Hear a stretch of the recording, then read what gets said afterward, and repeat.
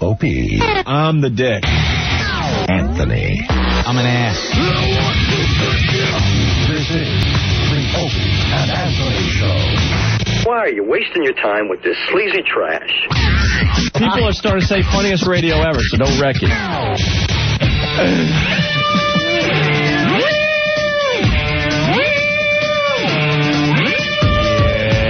And welcome to the Opie and Anthony Show.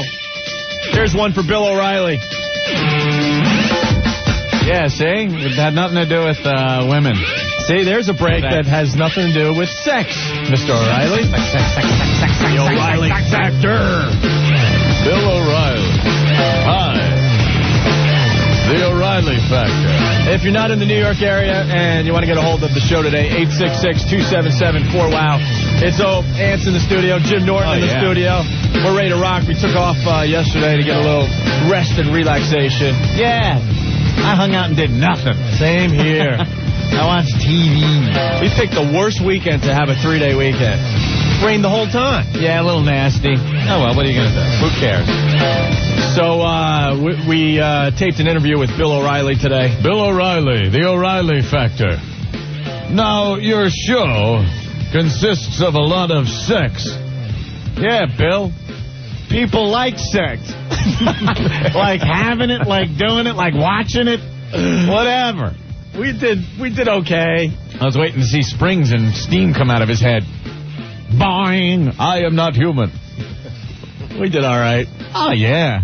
We did okay. Some of the questions he was trying to get real serious, you know, about morality and all that. And as he's asking the question, I just start going. Hope you laugh. I just start laughing. Now, what if a young child of, let's say, 12 years old is listening to the program and feels compelled to maybe do some of the things that...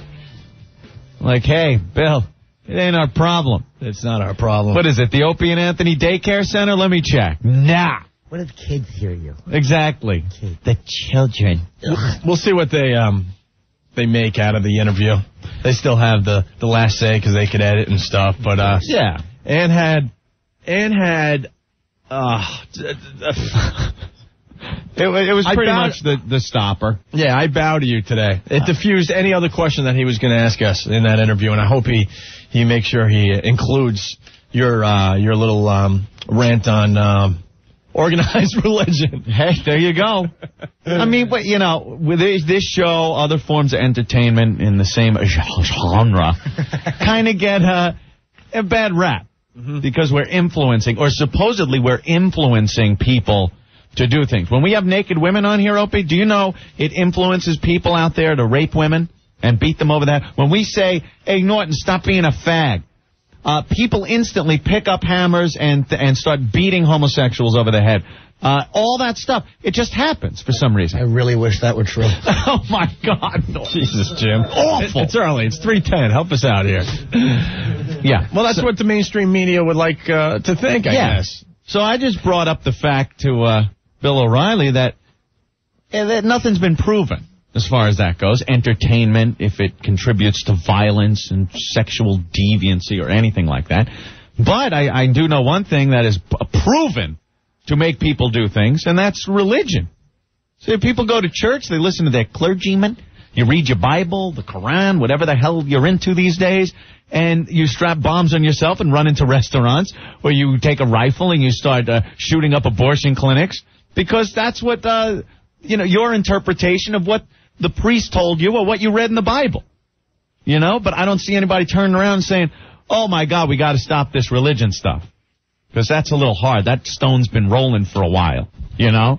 It was nice. And it pretty much just, it eliminates the argument. It really does. Where's the outcry for organized religion to be halted or stopped, or investigation into whether it's causing violence or anything like that? No. I said the easy thing is to go after dopey radio shows and TV and movies. And violent video games. And video games, because if it's anything other than that, then you got to look at yourself, your family, your schools, the churches, and that's crap that you just don't even want to delve into, you know? Or, God forbid, you got to look in the mirror and point at yourself and go, I raised an animal. Right. Or a monster. No, it's easier to blame it on Opie and Anthony, TV and movies. I got to go right to Andrew, because, yes, he did ask us about this. Andrew, what's up? I want to know if Anthony got any good pedophilia quotes in. Yeah. Right off the bat, Bill O'Reilly starts with Mary Kate and Ashley Olsen. Nice. He goes, you were talking about pre-teen or girls in their 14, 15. We're like, no. Taking showers together. Opie goes, no, when we say teens, we mean 18. Oh, the Olsen twins. It's like, we talked about those two. Those two. Oh, I haven't put my tap shoes on. I was dancing around all that stuff. I don't know if we made it out of that question alive. Oh, I think we did fine with that one. We did? Yeah, it was entertainment value. I go, what we're saying about them isn't that we're going out and, again, oh, my God, we got to grab teen girls off of AOL and take them to our houses in Long Island. Oh, wait, no, that did happen. Awful. They will dump out of that, you idiot. What? Just say excited. They don't like that word. They don't like some reason. That's right, kids might The kids might hear it. Private party. But O'Reilly's like, you were reading a news story about the Olsen twins taking a shower together and said something about taking your stuff out. That goes an article we read. I go, these girls have been on TV since they were babies, and all of a sudden they're starting to sprout right before our eyes. I go, of course we're going to look down the road now and say, wow, by the time they hit 18, they're going to be hot. Right. Go that's just opening your eyes. So I think we kind of skirted that issue. I didn't tell them I would bang them right now at 15. And would have for 7 years. But I'm sure they're taping the show today, so they'll just... See? I've been vindicated. I told you. Listen to this audio clip that we pulled from the show after the interview with me, Bill O'Reilly. Bill O'Reilly. The O'Reilly Factor. He's a cool guy. He seemed all right. He's really, completely out of the realm of anything I know.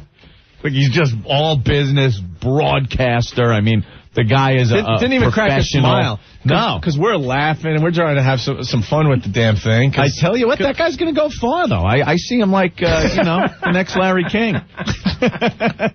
Maybe take over for Tom Brokaw when he leaves NBC. At one point, I'm sitting there and I think to myself, oh, my God, that's Bill O'Reilly right there. Bill O'Reilly.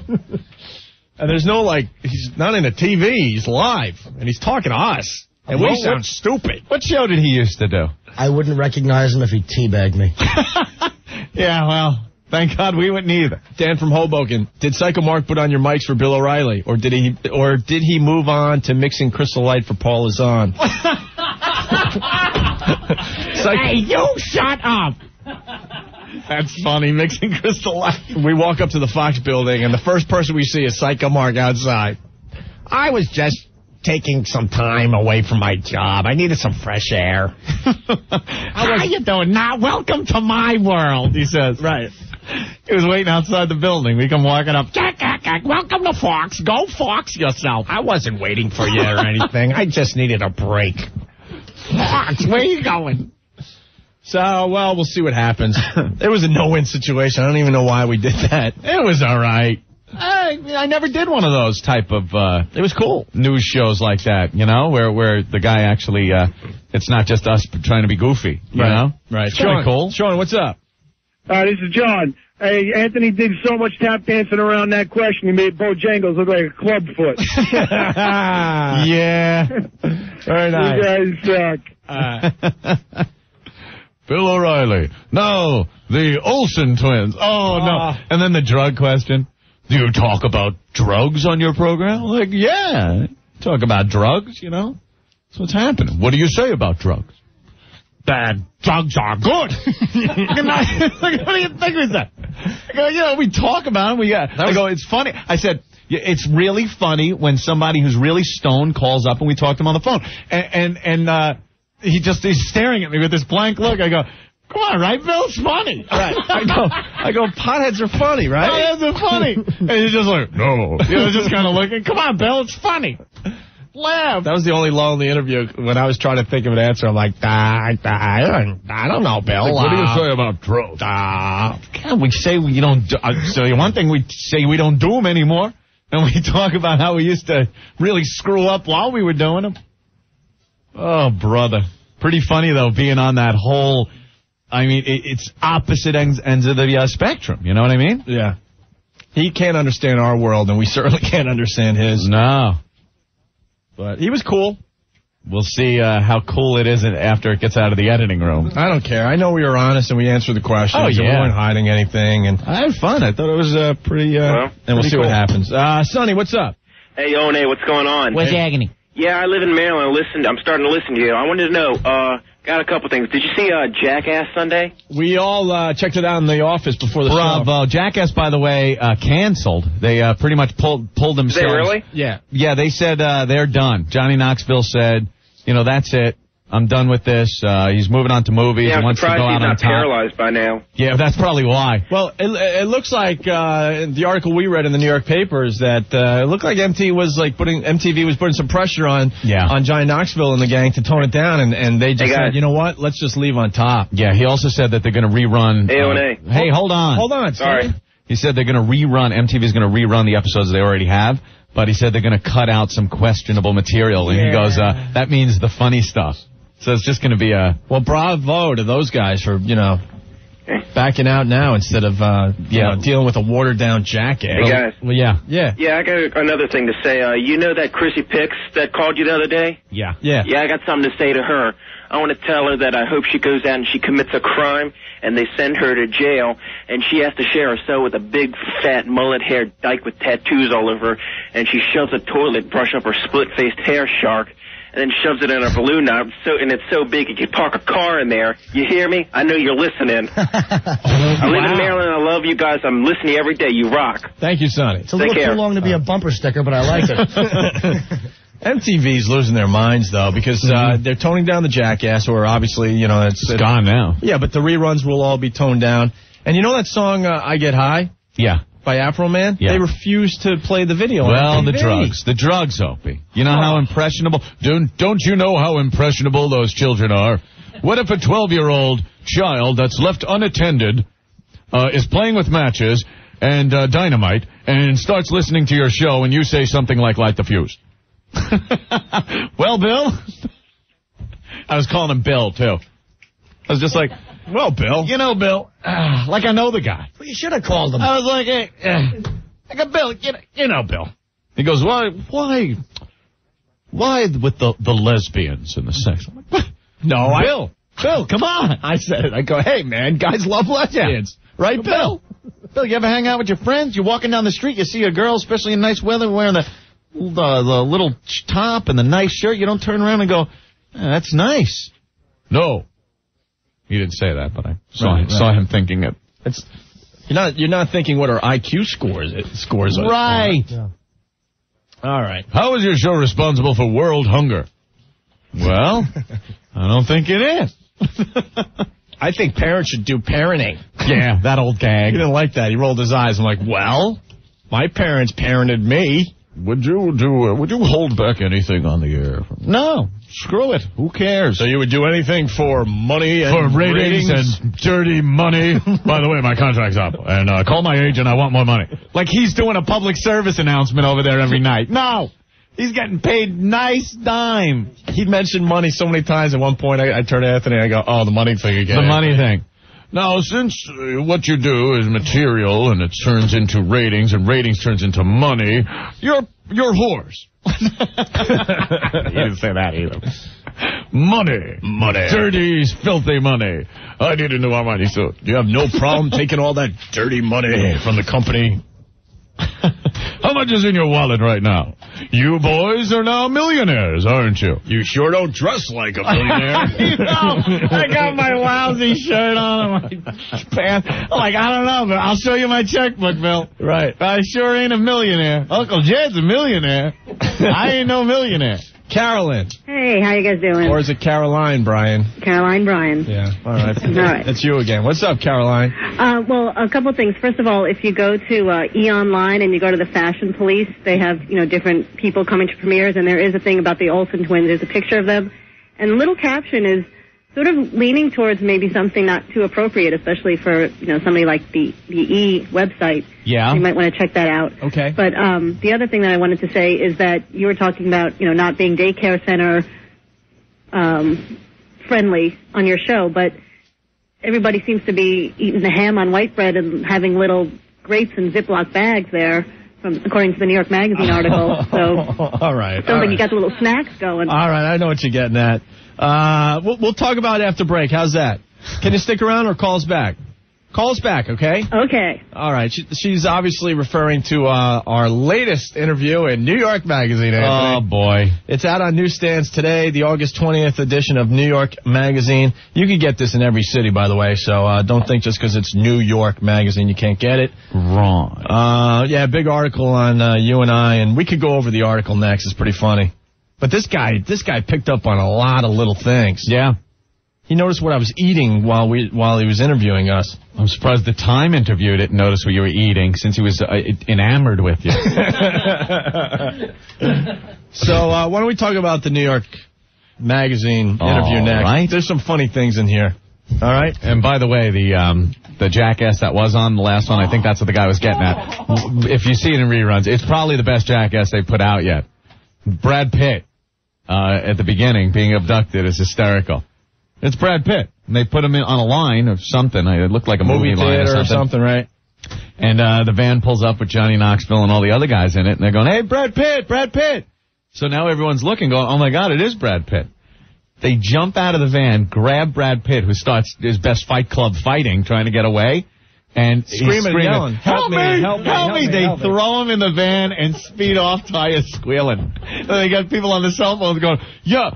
Brad Pitt has just been kidnapped." I'm not kidding, right. Brad Pitt was standing on line and was just thrown into a van. Was he in on it, Brad Pitt, at least? Yeah. Oh, yeah. Oh, yeah.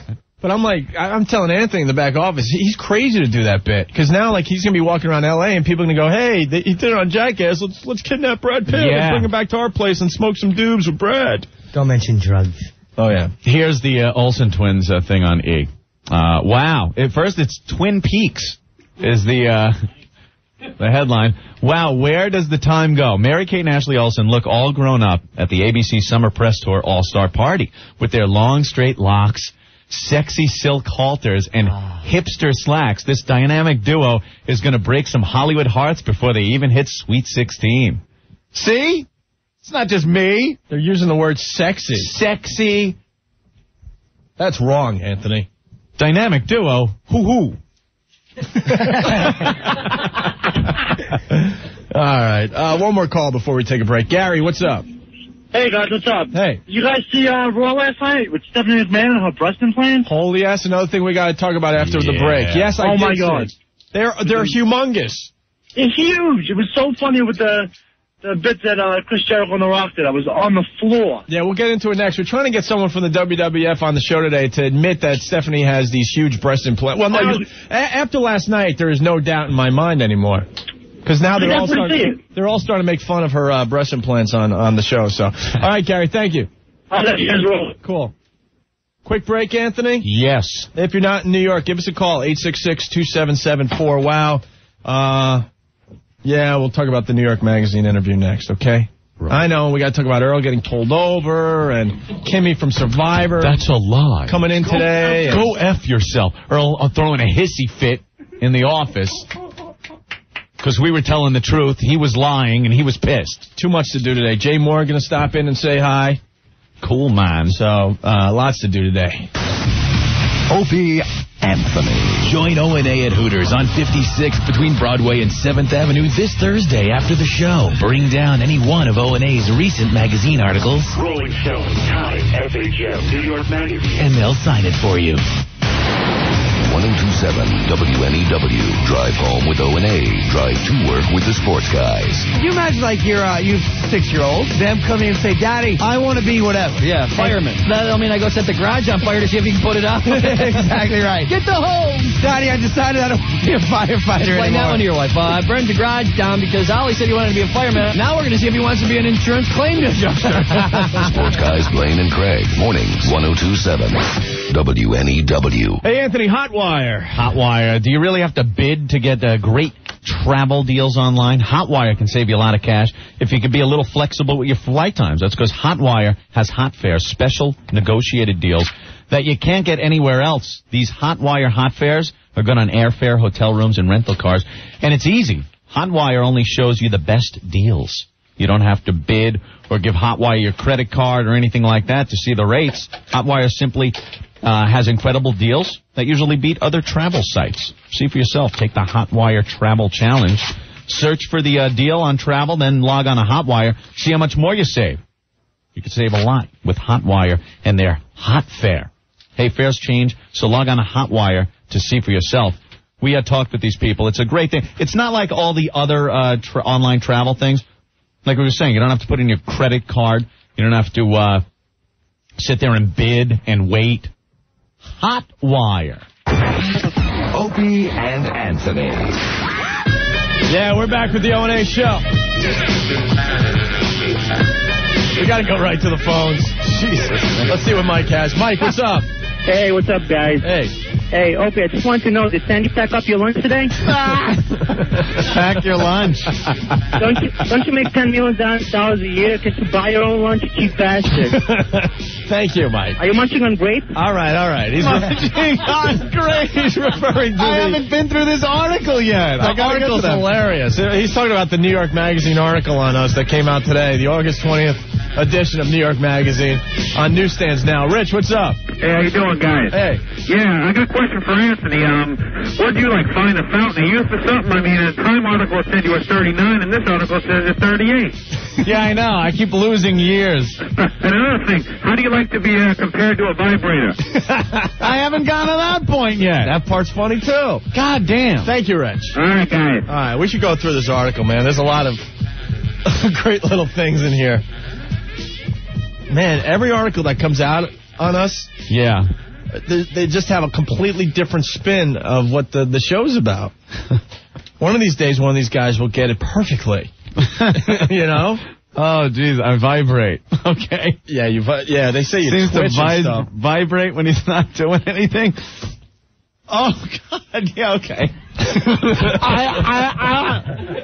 I loosen up when I'm sitting here. And I do believe when he was in, what was I doing? I think I was doing the guy, the shop at home guy. Yeah, Don West. And after that, yeah, my neck hurts. So you started twitching and stuff? Oh, well. You got it. You know, that's why we hate having these guys watching us. Because they watch everything. Because it's the smallest thing. I'm not twitching like Norton, but, maybe I want to... You want to go through some of this or what? My shoulders. This is New York Magazine, August 20th. It's on newsstands now. Headline, Gross Profits. Lesbian catfighters, blind boxers, aging strippers. Aging. These are a few of radio host Opie and Anthony's favorite things. Now they've helped the duo win an estimated $30 million contract to go national. Goddamn John Manelli from the Post at that figure. Wrong. Very wrong. We're doing well now, but not $30 million well. Shut up, Rick. There's some funny stuff in here. Don't make enough money that someone else can't pack Opie's lunch. It's your lunch. I got to see that part. I have an explanation for that, Anthony. All right. All right, so the article starts off, what's going on with the amputee girl? Anthony Cumia demands during a break in the Opie and Anthony show. But neither partner Greg Opie Hughes, nor producer Ben Sparks, nor any of the handful of 20-something interns and assistants has an idea what's happened to the woman who promised to come in and show off her prosthetic foot.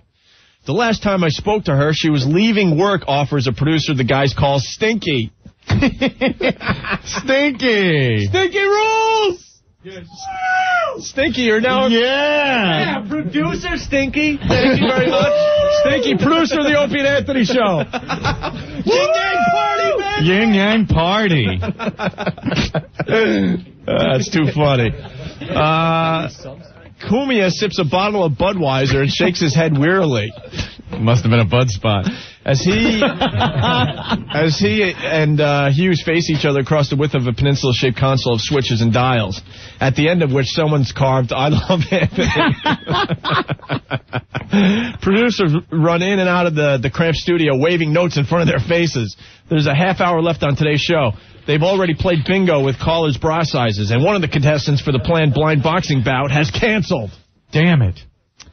Facing the threat of some outrage-free airtime, Cumia and Hughes grudgingly allow a time-ravaged stripper named Sandy Kane into the studio. Time-ravaged? That sounds like something from a science fiction. This crap is funny, man. Time-ravaged stripper named Sandy Kane into their studio to perform a raunchy ballad.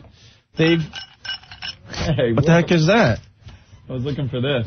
Anyway. Oh, okay. Oh, ow. They're forced to bleep out several forbidden phrases, and Hughes warns, we're going to let you try it one more time, but if we have to dump out again, we're all going to throw stuff at you. They replayed this segment yesterday when we were taking the day off. Yeah. When she makes it through the number, a twisted love song for Jerry Seinfeld, Hughes shrugs, let's throw stuff at her anyway. We're just idiots all the time. Kane freezes before the mics as all 5 guys in the studio begin hurling audio cassettes, half-filled bottles of water, and my favorite, and copies of Blacktail magazine at the wall just past her head. Sparks is frantically picking up after his bosses as an overstimulated Hughes lifts his office chair over his head and smashes into the floor. We're a bunch of monkeys in here. That's funny. They nailed Ben, though, because Ben always is like, oh, my God, and pointing up after us. Red face and sweaty with 10 minutes to go. We're just a mess. Hughes and Cumia are about to resort to the day's second game of Broad Bingo when in walks Emma, a lithe 20-year-old in a T-shirt, cargo pants, and Adidas shell toes. Hey, Emma, Hughes chirps, you're hot. Emma snaps off her leg below the knee, removes the sneaker and sock, and places it on the console. Hey, it's like a real leg, says Cumia, only it's not. What bit of genius is that? Only it's not. It's like a real leg, only not. Only real. not. That's what I'm trying to say, really. The guys gaze at the limb with childlike awe. You said they were fake toes and stuff, Cumia explains. Complains. Complains, I'm sorry. I was complaining. Complaining because it didn't have the fake toes. She said it was like a real foot. That's my spare, Emma says. The foot flew off the other one. It was pretty funny until I realized it couldn't walk. Then she tells them that the car accident that cost her the lower part of her leg also left her clinically dead for several minutes. Was there a tunnel and light and all that? Cumia asks. If there was, I don't remember because they gave me so much morphine. What kind of death is that, Cumia says, laughing? You got gypped. Well, if you're going to die for a few minutes, you might as well get the whole treatment. I think we're doing a show for third graders. Just the words you're using, gypped and toes and stuff. Yeah, and stuff. You know something? When we're doing it here, it's one thing. And then you read it as it happens. I'm laughing like I never did this. Right. Like it's just something I'm reading. Giggling, Emma tells them she wanted to come in and show them that she's very all right with it. I think it's hilarious. Hughes and Cumia couldn't agree more. Invite her to come back on the show another day when there's more time. I just love you guys, she coos. Some people will say it's terrible, but you know what? Hughes says earnestly. Earnestly? Did you say this earnestly? Turn page. Earnestly off the air. One-legged people have a sense of humor. Blind people want to have fun. We're just trying to have fun and include everyone. They want to be involved, says Cumia. Another brilliant quote by myself. They want to be involved. Just tell the truth. It's fun to exploit them. If you think about it. If you think about it, really. Those getting involved include busty cat fighters, a ventriloquist whose dummy can't stop shrieking, burn your meat curtains with a crack pipe. Burn your meat curtains with a crack pipe, you whore. Get in the coffin, die. And actor Jay Mohr, who offers ribald impressions and a target for jokes about his career woes. Popular running gags include Whip 'em Out Wednesday, when Opie and Anthony encourage female fans to expose their breasted cars with wild bumper stickers. FU Friday, when callers rant about everything from traffic to cheating wives. And Cripple Bouts, a series of fights between physically challenged listeners held right inside the studio. The name of the latter was changed from Battle Crips after the show received calls from people claiming to be upset gang members. That is true. We did chicken out on that one.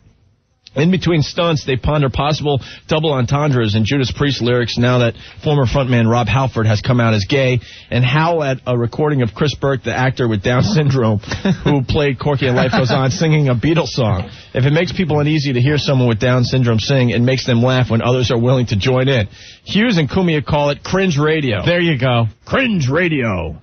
What's this cringe radio? Yeah, Bill O'Reilly. Bill O'Reilly, cringe radio. If you were a better person, you wouldn't laugh, but you're not. And anyway, where's the beer? Another quote from us, Anthony. And it goes on and on. You want to read a little bit of this to critics? Yeah, the critics, the Opie and Anthony show is a cultural nightmare of sexism, racism, and homophobia, complete with frequent use of the word fag. Ooh. It's called dark humor, says Cumia. We're human beings, and sometimes we find things that are wrong funny. Sometimes we find tragedy funny, and that's the way we've always been. We haven't advanced to the point where we're Vulcans. Hughes and Cumia.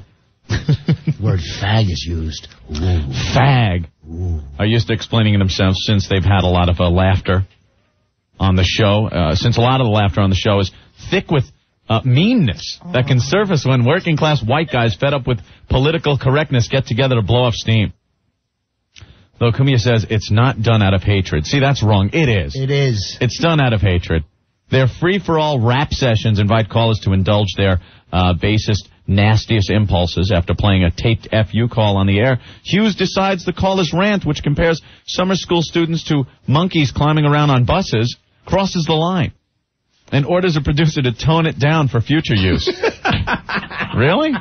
Which producer did you tell that to? Was it Stinky? Was it producer Stinky? Yeah, I did say. I did tell Stinky. See, right, Stink? Yep. Yeah. You were all pissed. When talking about women, using Cumia, it's so weird to see my name.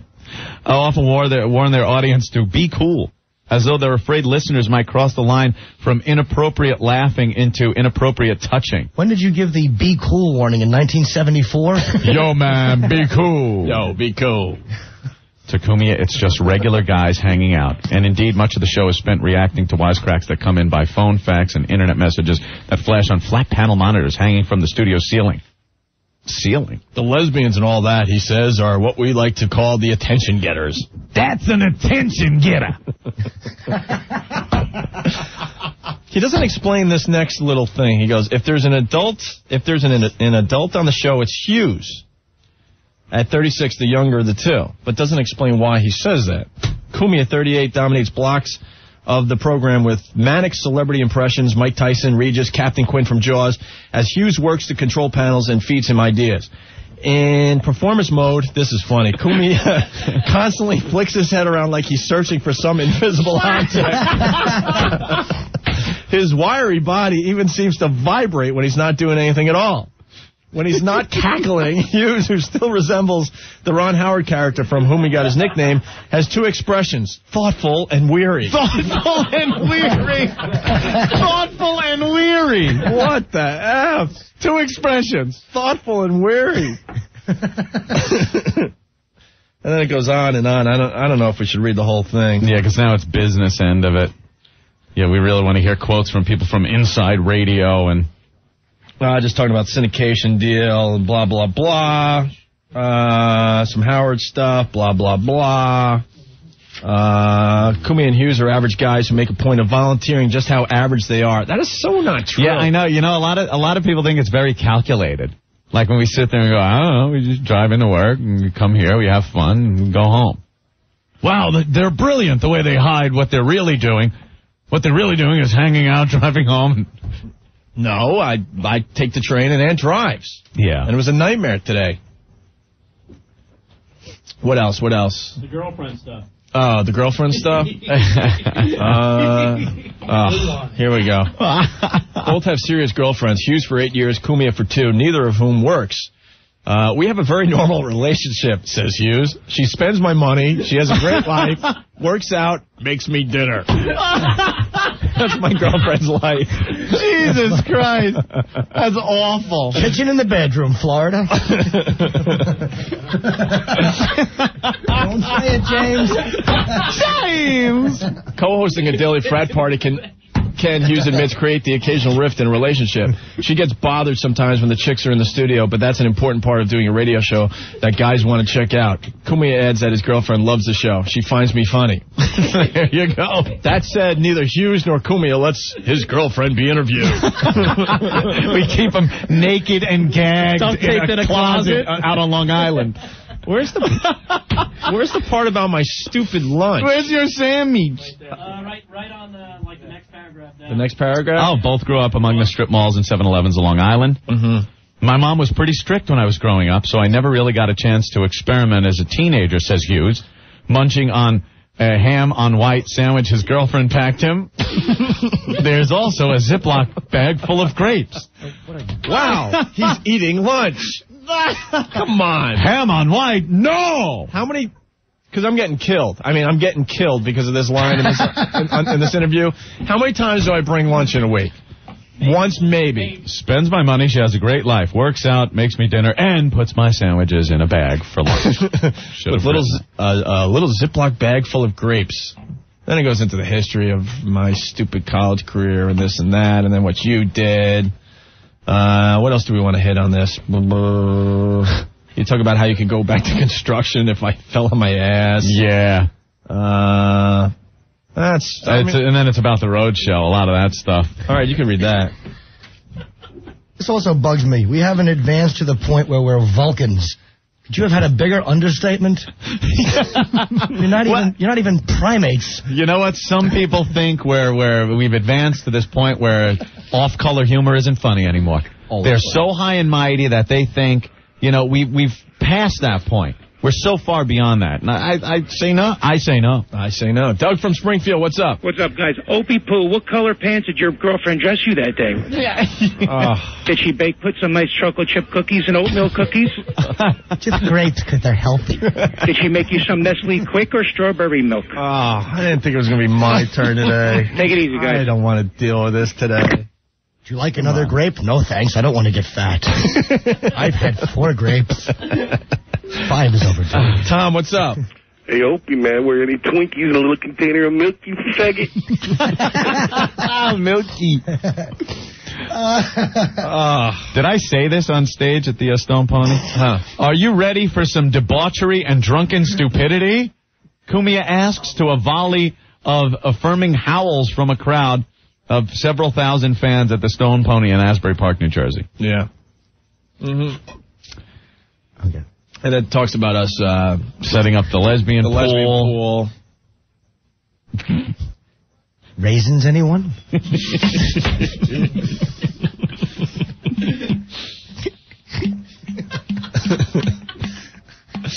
And then it ends with, that same afternoon, Rob from Cleveland calls in wanting the whole show explained. You're talking about things that don't even mean anything, he complains. It's like a soap opera. Well, soap operas don't make sense the first time you see them, Hugh says. I think that was your line, but you've got to keep tuning in. He laughs full of regular guy confidence. What is that? Who said that? Who said who? Regular guy confidence. We're going to turn Rob around. The first team party we do, the first lesbian couch thing we do, we're going to win Rob over. Yeah, where's Rob? Call up. We know you listen. Say hi. There's just some of the article that appears in the latest issue of New York Magazine, the August 20th edition. Where's my latest edition of Black Tail Magazine? Opie? That was a funny line, man. Black Tail. And this one right here about how you the girls in the studio, but that's an important part of the show. You know, that's what the guys want to check out. Like you know, you really could care less, but you know, those silly guys like to see breasts and heinies and silly. You'll tolerate it because you're a good fella. Yeah, because you know we're doing it for the listeners. Yeah, of course. Rich wants to know why Sandy doesn't pack your lunch in an old cement bag. Wow, he's really going back to a break of about a year ago. Very funny. At least I could buy little lunch bags. Little lunch bags now, see? Kind of neat. You guys, that's a kind of cool thing that you guys had going on in school. One for the sandwich and one for the grapes. Dan, what's up? Hey, Opie, I bet you can't wait till Halloween so you can go pumpkin picking with Sandy. You tool. Pumpkin. How long ago did you go pumpkin picking? Was it last year? Yeah. I thought you skipped last year. Did I skip last year? I might have. I don't even know. No, I probably did, Anthony. Balloon Not Joe. Hey, guys, what's up? Hey. Hey, was your sandwich a little crunchy from some of that leftover cement mix in your lunch bag? That's great. Willie, what's up? Hey, what's up? How you doing? Pretty good. Hey, what the hell kind of name is Cumia? It sounds like some spice from the West Indies or something. That's cumin. No, it's Italian. Italian? What do you think? I made it up?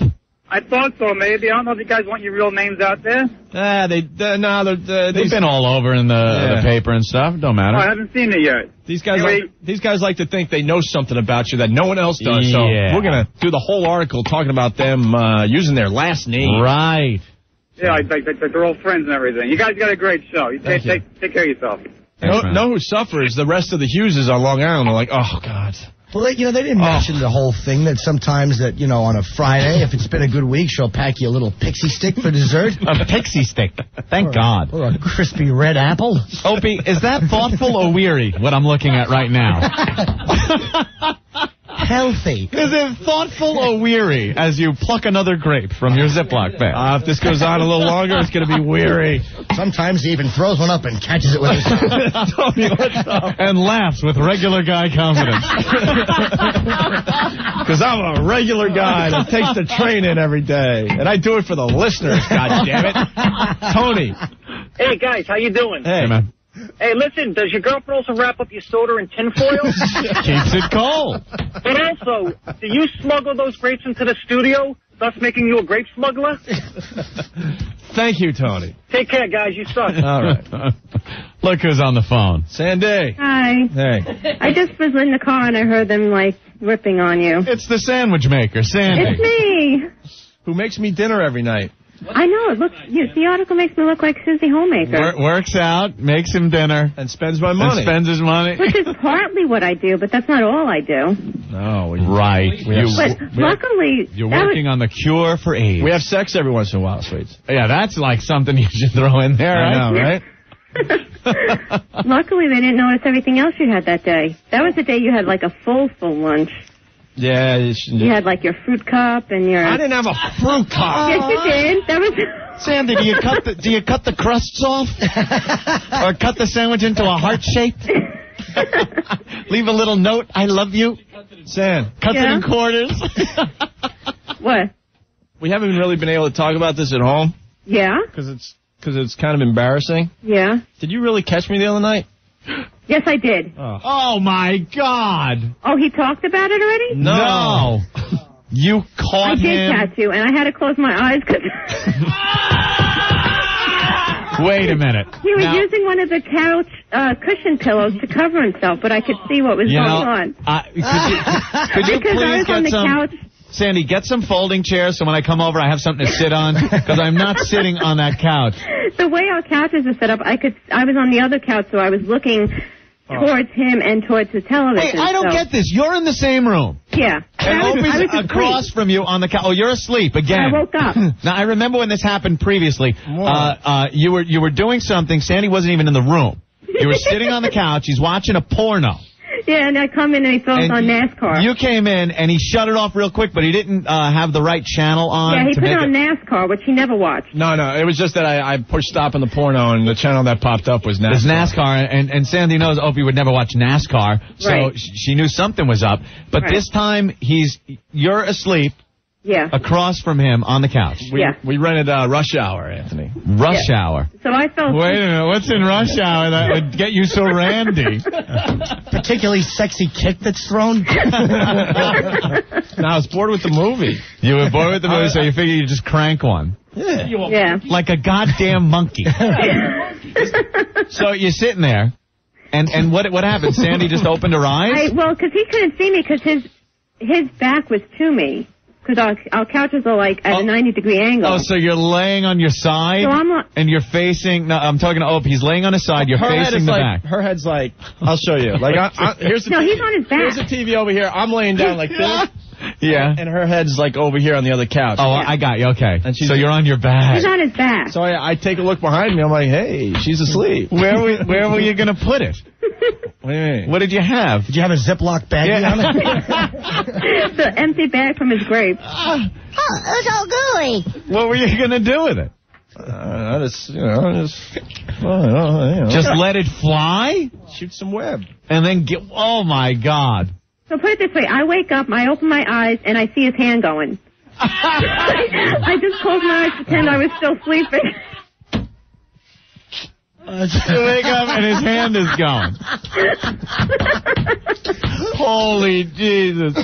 What'd you do?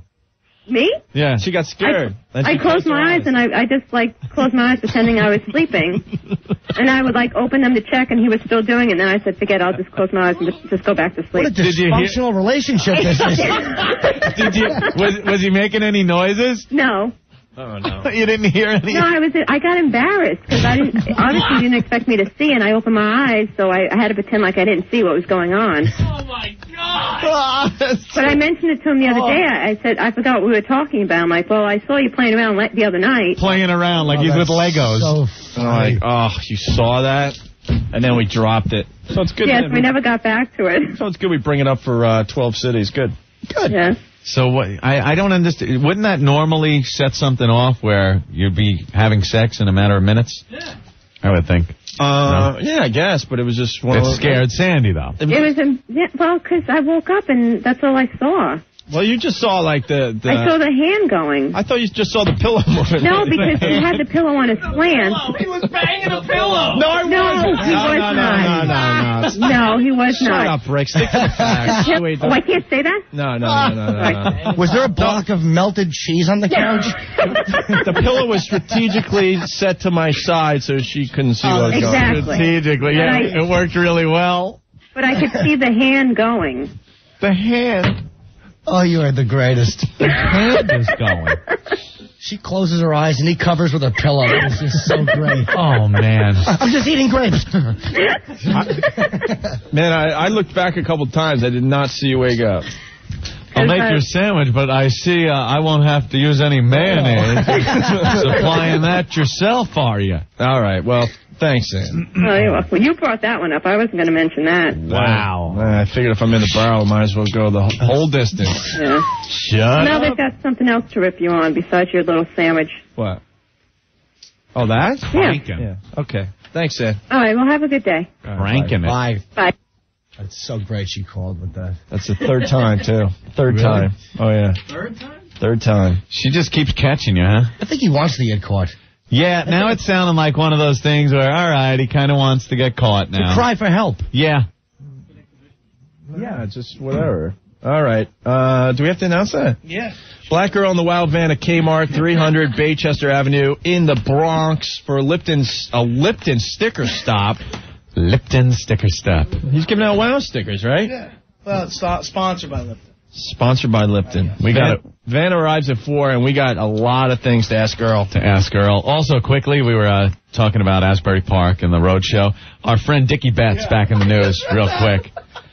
A former Allman Brothers band lead guitarist and songwriter Dickie Betts been charged with domestic battery, accused of punching his wife in the face while she was driving. Betts released from jail on $2,000 bail. He had also been arrested for domestic battery in January. And at the road show, who was there? Dickie Betts. He was up on stage for a while, played a couple of tunes with the Nerds, went backstage, I guess, with his wife. We saw a security detail shortly after that running for the door, headed toward Dickie Betts and his wife. Turns out Dickie was popping his wife in the face. Why did he hit her? Did she forget to pack his grapes? She caught him. So there it is. Scotty. Yeah. Hey. Going on. What's up? Nah. You can't believe that? Nah, man. What are you doing? I don't understand what he's doing with this girl right there. You got to use the, what are we going to do about this? She was out cold, and I was too lazy to move to the other room. I'm just like, screw it. I'm going to, Like, if she saw the right move for a girl is, you get up and help out. Give a helping hand. Yeah, man, your girl's right there.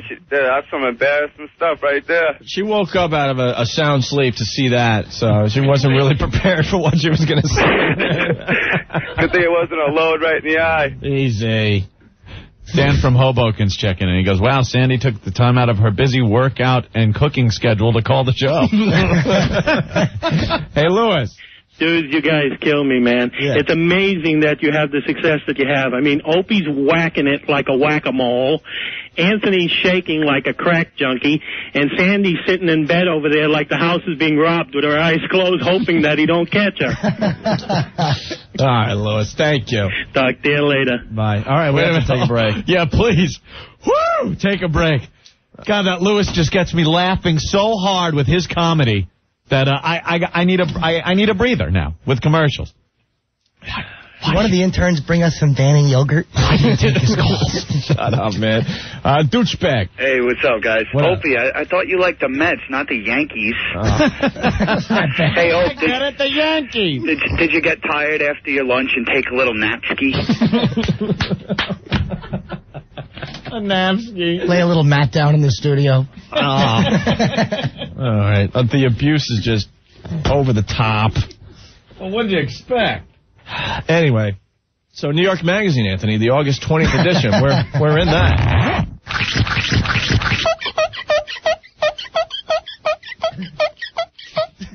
That's all. So anyways, what the? All right. I'll just shut my eyes. What are the looks? Thoughtful, caught, and what else? Weary. Now you know why I'm so weary. George. Anthony, Opie. Yeah. Hey, man. What's happening, guys? Hey. Listen, I just got a question. When Sandy changes the sheet, is it like taking a hard top off a convertible? Thank you, George. They bend them up and sell them as wicker furniture. Hey, one last thing. Yeah. Are you going to start the regular guy look like Rodney Dangerfield did? Hey, easy money. There you Nice. You got to get the regular guy attire going. They can't believe that we're still doing the same stuff we were doing 4 years ago. They're just amazed that our lives haven't changed. Because we're doing a syndicated radio show now. I was having fun beforehand. Why wouldn't I do the same things I was having fun doing? And they keep trying to trick us and stuff like, they openly admit, and you know what I mean? I could go into bars now because I could pay my bar tab. That's pretty good, because usually you'll have to find a new bar until you got paid the next week and pay off your tab. Hey, Opie, Dr. Buster Hyman. Opie, with a $30 million contract, can't you afford a porno J.O. room? Porno J.O. room. I'm starting to think about that. I got to move out of the treehouse first. Yeah. Like a monkey. Opie Anthony. Join O&A at Hooters on 56th between Broadway and 7th Avenue this Thursday after the show. Bring down any one of O&A's recent magazine articles. Rolling Stone, Time, FHM, New York Magazine. And they'll sign it for you. Anthony, Optimum Online from Cablevision. It's back to school time. Remember going to school and that used to suck? Oh, I hated that. Back to school. So make life easier for everybody. With the Come new into pants the Whiz. and you walk. Yeah. The dungarees and whoop, the smell of a school bag. You know, backpacks now. We're walking around like little businessmen with briefcases. I need my slide rule, my ruler case. Go to the Whiz for Optimum Online and get your kids speed through their homework. Yeah, it's the internet. High-speed internet access from Optimum Online. Now, between August 13th and September 3rd, you get a $25 gift certificate to the Whiz when you get Optimum Online. It's 100 times faster than dial-up, 4 times faster than DSL. You could also win a cool $5,000 shopping spree at Target, one of $5,000 Target shopping sprees, or one of $5,500 shopping sprees. Hurry. Sweepstake ends September 3rd. No purchase necessary. Go to the Whiz. Hour by Opie and Anthony. Owned by Infinity Broadcasting. This is 102.7 WNEW, New York. We got to get Tantric on the show, man. Lead singer's from Boston. Yeah. If you're in the New York area, give us a call, 877-692-1027. What are you laughing at now? What? What, this one? There's millions of them on hold. Chris, what's up? Yo, but just want to know if you wanted to trade your fruit cup for my pudding. You want to trade? Do you have any hot chocolate? The powder in the little plastic bag? Remember that? And then you would just dangle it in front of people. Who wants the empty bag? Look, me. When everyone was trading dessert in school, I had nothing to trade. We were so poor, I told you. I had a peanut butter and jelly sandwich, usually the end piece of the Wonder Bread. It wasn't even Wonder Bread. Know what it was? What? This was my lunch. My brother's going to start laughing. I hope they call. My mom would go to Pepperidge Farm. Remember Pepperidge Farm bread? And they would sell like day-old bread or something? And the worst bread. It was that smaller, thin-sliced bread. I don't want this. I want big bread. How thin? Well, if you fold it How thin was it? Was as thin as that? The Spinal Tap bread. Seriously, how thin is Pepperidge Farm bread? It's very thin. I know, but what would you say? Quarter inch. Less than a About quarter a quarter inch. inch. Gee, Mom, you think you could throw me a bone and, give me 2 or 3 sandwiches? It equals 1. Catastrophe, but I'm a professional. I'll rise above this. So I would have peanut butter and jelly on Pepperidge Farm bread, Anthony. The bread was so thin, the jelly would leak right through the damn thing, right? And a bruised apple. That was my lunch. While everyone else is trading, chocolate pudding for this dessert, and I had nothing to trade. You have an apple that looks like... Hold on. Why are you changing mics on me here, Jim? I don't know. Rick was sitting there. Oh, no one heard what you just said. That's okay. It was a good line. It was an AIDS reference. I couldn't trade dessert. Rick, stop. You were like the poor kid. I was. It's horrible. I was very poor. And then you were talking, we did a live read for New York, and you were talking about, it's back to school time. And you were talking about what? Like when we were growing up, we had briefcases or something? It was a school bag. I didn't have none of that crap. Like, I would, every year, my mother would take us to the store and buy us, dress shirts and slacks. You gotta get the slacks and the shoes.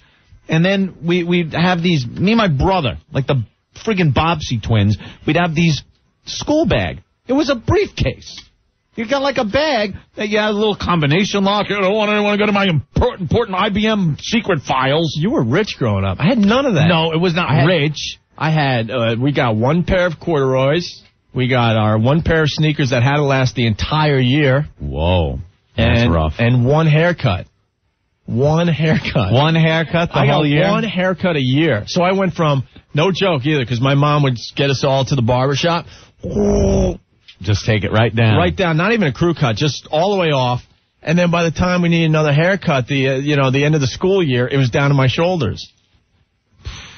No book bag, none of that crap. Did you have cute little folders to put over your textbooks? I had... Star Trek, folders or... Yeah. book covers or Scooby-Doo or the Brady Bunch? No, some of them we'd have to cover in the brown paper bag. You learn how to make the book cover out of that. My books were covered with Wallbaum's shopping bags. Wallbaum's. But you'd also get, we would get the ruler case. The little pencil case with the ruler that slid and your big dopey eraser that ripped the paper, all the useless stuff that I would lose because I could care less about being there. A trapper keeper. A trapper keeper. And then the big loose leaf folder, an organizer. You'd get the big organizer? No. No? Nothing. I would just figure out whose hand I could stick in the big rings of the loose leaf and slam it shut. Come here, I'll give you $1 if you could grab this M&M. But you're talking about briefcase and stuff. No. No? I just had to carry my... See, that's why the first day of school smelled like that, Opie. Everyone was coming in with that briefcase thing. It smelled like a slaughterhouse. You had all the leather. Well, things have certainly changed since syndication, huh? No more cement bags. It's all fresh haircuts, sippy juices, and fruit roll-ups.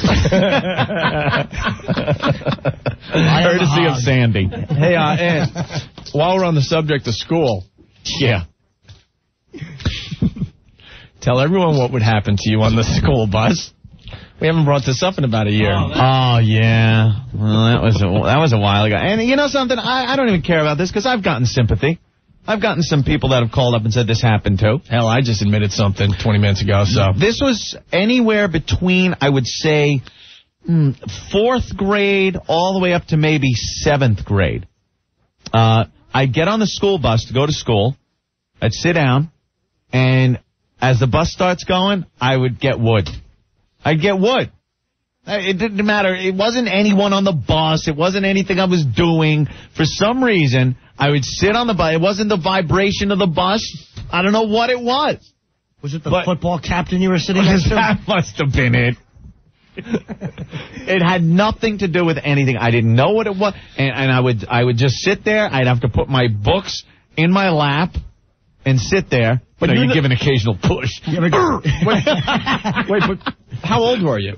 I said anywhere between 4th grade and 7th grade. Yeah, I was reading some on the screen, so I didn't hear that. All in there. But you noticed it happened on the school bus all the time. It wasn't every day on the school bus. It just wasn't the random...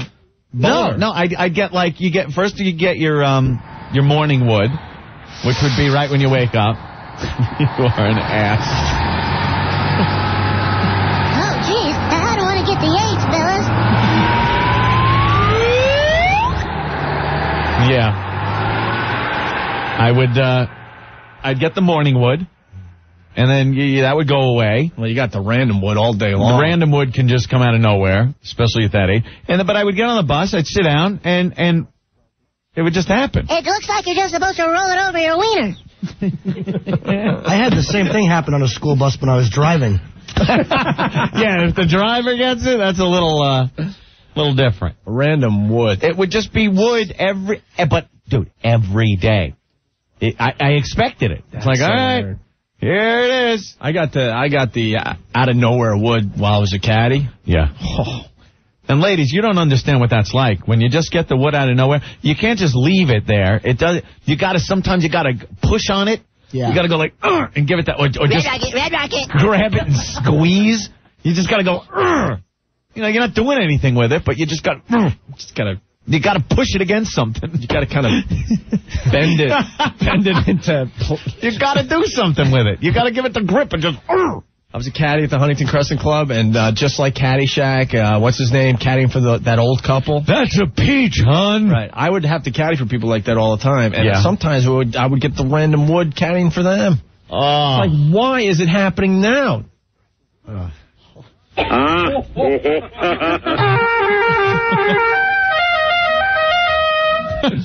Matt, you're next to the Opie and Anthony show. What's going on? What's going on? Hey. Well, this whole place sucks. That's right, it sucks.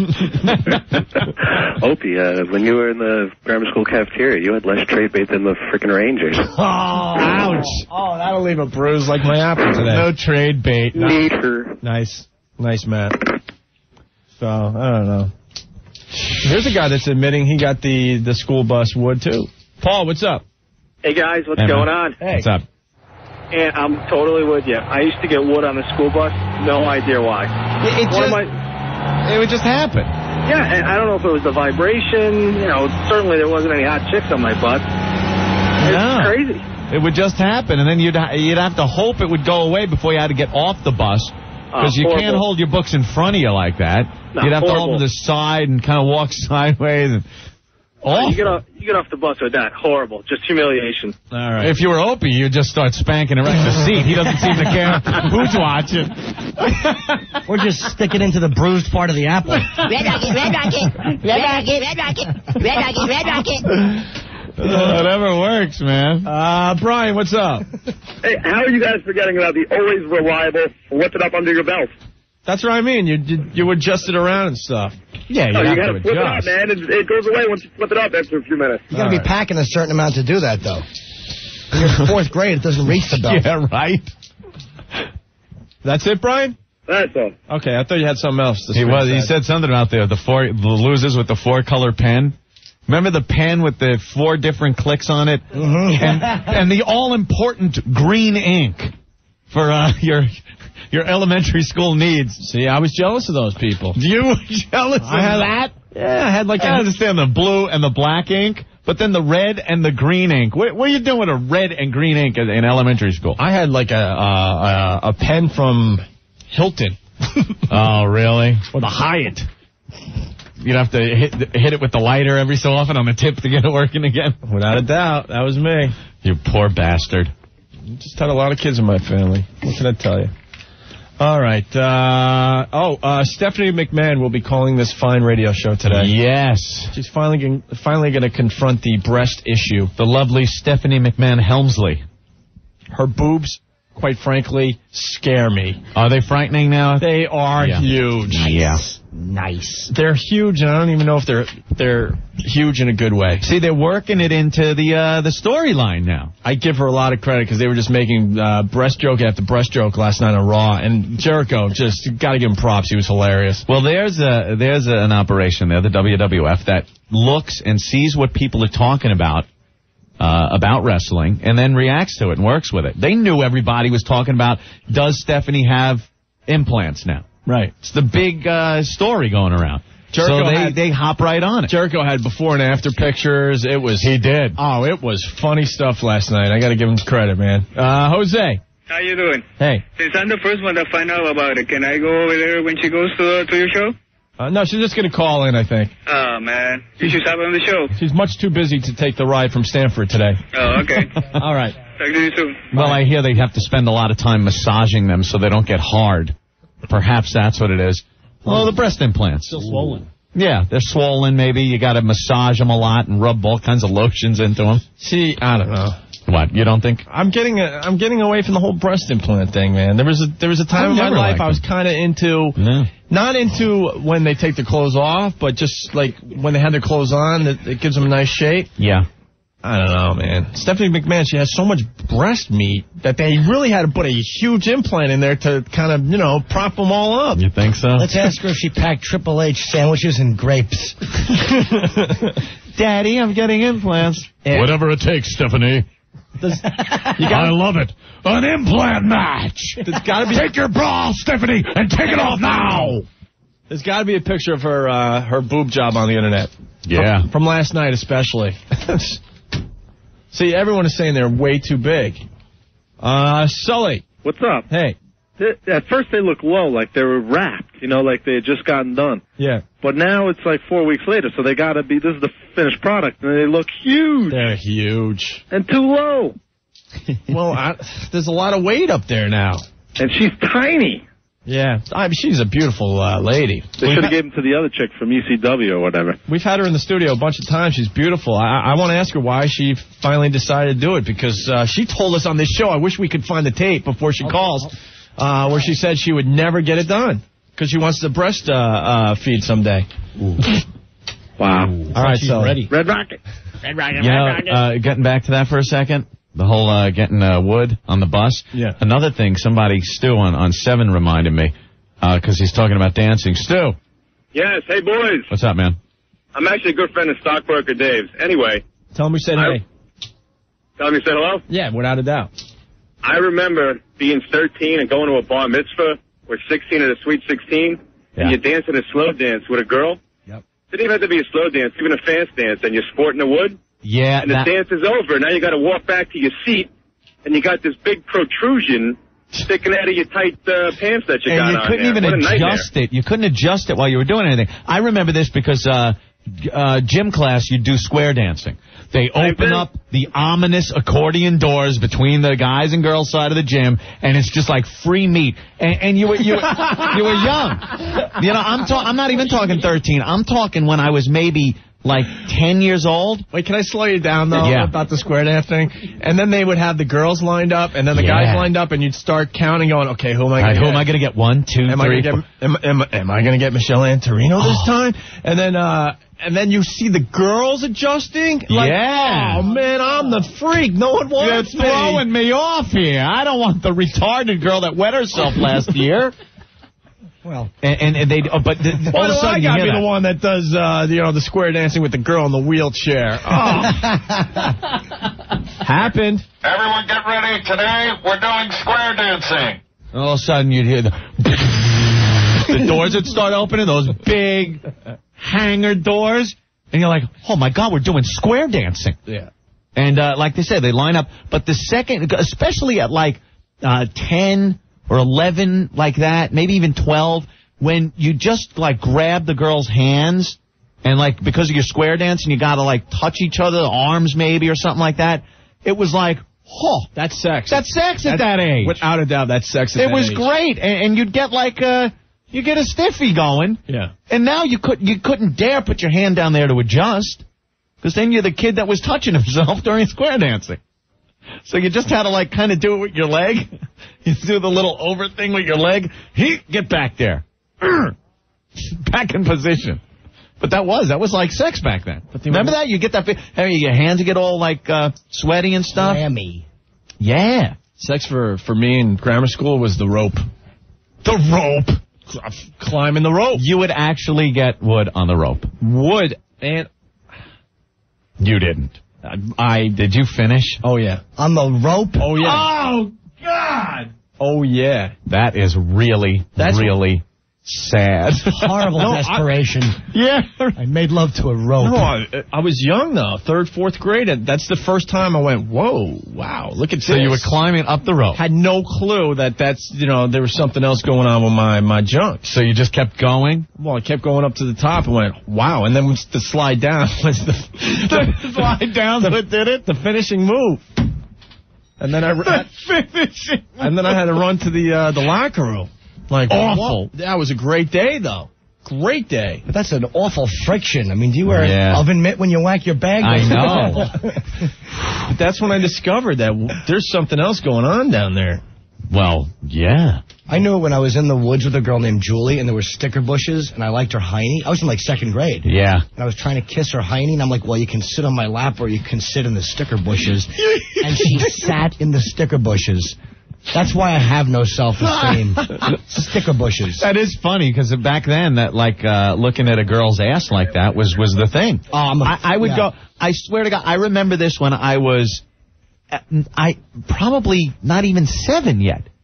And there was a girl that lived around the corner, and I would knock on her door. She would come out. We never hung out or did anything. We'd go behind her shed in the back, and she would show me her ass. And that was it. I was like, hey, thanks.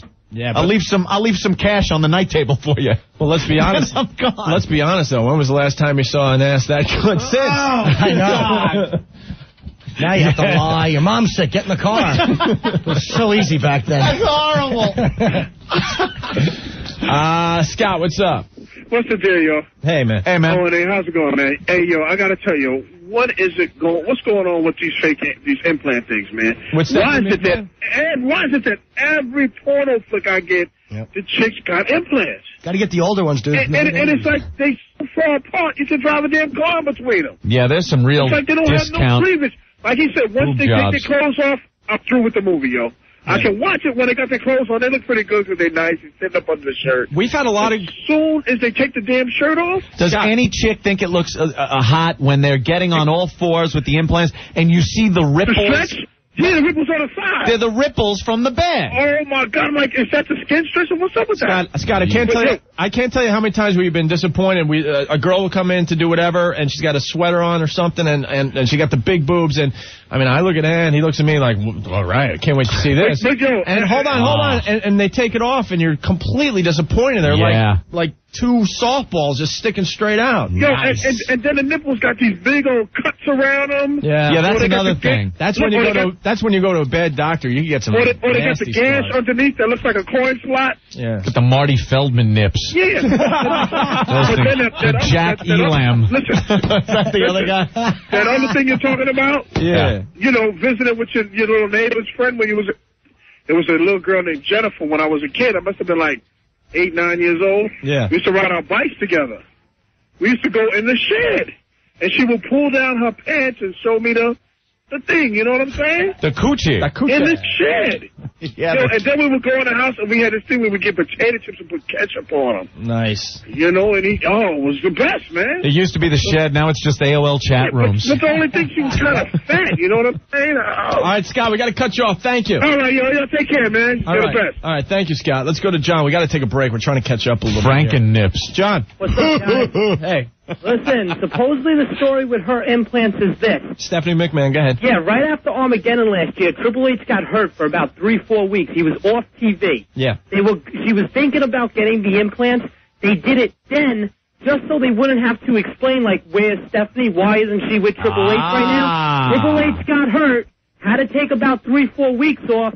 She gets the implants because she wasn't on TV when he wasn't around. Gotcha. All right, guys? Thank you, John. Later, man. We will get to the bottom of this. For your viewing pleasure. Oh, good. You got pictures. Our listeners rock. From last night's Raw is War. We got to make it fast. We're running really late. Here's the before and after pictures of Stephanie McMahon on the big screen. Oh, my God. On the Titantron. And look at this. Because at first I'm thinking maybe it's just a storyline and they're padding her boobs. She lost some weight, too. She's looking good. Yeah, but look at this. Her on in the middle of the ring. That is a boob job, my friend. Oh, yeah. And look at this one. Oh, come on. Absolutely. And those pictures don't do the boobs justice. They are look at the before. Huge. The before shot, very saggy but big. look at her arm, too. Do you see this? Yeah, the arm's It's like difference. another girl. Yeah. She Look at the lost, size of she her lost arm. a lot of weight. Oh, wow. Her arm's not as big in the second shot there. Yeah, that's good. That anorexia stuff's got some merit. Certainly does. All right. Oh, shut up. The finger down the throat diet. I love that. I got a story about that, too. I love it. What, you do? Oh, man, this girl I went out with in Geneseo. We don't have time. Nothing better than that make-out session. Remind me when we get back. All right, because I got a puke story. Actually, I got two anorexic stories. I got 3 puke stories. Yeah. My hard-earned money ended up in the toilet after a good meal. Yeah, but just the fact that she's so hurt makes it worth it. All right, we'll be back. Stephanie McMahon on the show today at 6:30. She's calling in. Kimmy from Survivor, our friend, she's right around the corner. She's stopping in. And is Jay Mohr stopping by? He said he was coming by. Nice. All right. Opie Anthony. Join O&A at Hooters on 56th between Broadway and 7th Avenue this Thursday after the show. Bring down any one of O&A's recent magazine articles, Rolling Stone, Time, FHM, New York Magazine. and they'll sign it for you. Anthony Stacker, the world's strongest fat burner. Yeah, it's hot out. You braved the beach yet? You're still trying to fit into the bathing suit? It's time to take the one product. Works in 45 minutes guaranteed. It's Stacker 2, the world's strongest fat burner. It's the natural appetite suppressants in Stacker 2. Helps stop the cravings. Gives you the energy you need to get through the workout or the workday or whatever. Stacker 2 works. You take one little yellow capsule, and in 45 minutes you feel the effects. If you're still gorging yourself with food even after you're full, Stacker 2 curbs the appetite, crushes the cravings. So instead of 2 helpings of something, you eat 1. You eat what you want. You just don't eat like a pig. So if you want to lose 10 pounds, 100 pounds, Stacker 2 works. Our listeners have proven it, told us again and again. Log on, Stacker 2, the world's strongest fat burner, Stacker2.com, Stacker2.com, or call them up, 1-800-LIGHTLINE, 1-800-LITELINE, or look at this, Stacker 2, it's everywhere. Get it at GNC, Rite Aid, Ecker Genovese, Vitamin Shop, ShopRite, Stop and Shop. They're everywhere. Get on the Stacker. Stacker 2. Opie Anthony. WNEW. Norton went to Ozfest. Nice. Had a good time? Yeah, man.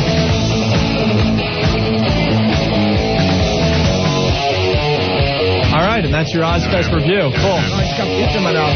Huh? Sabbath is so good.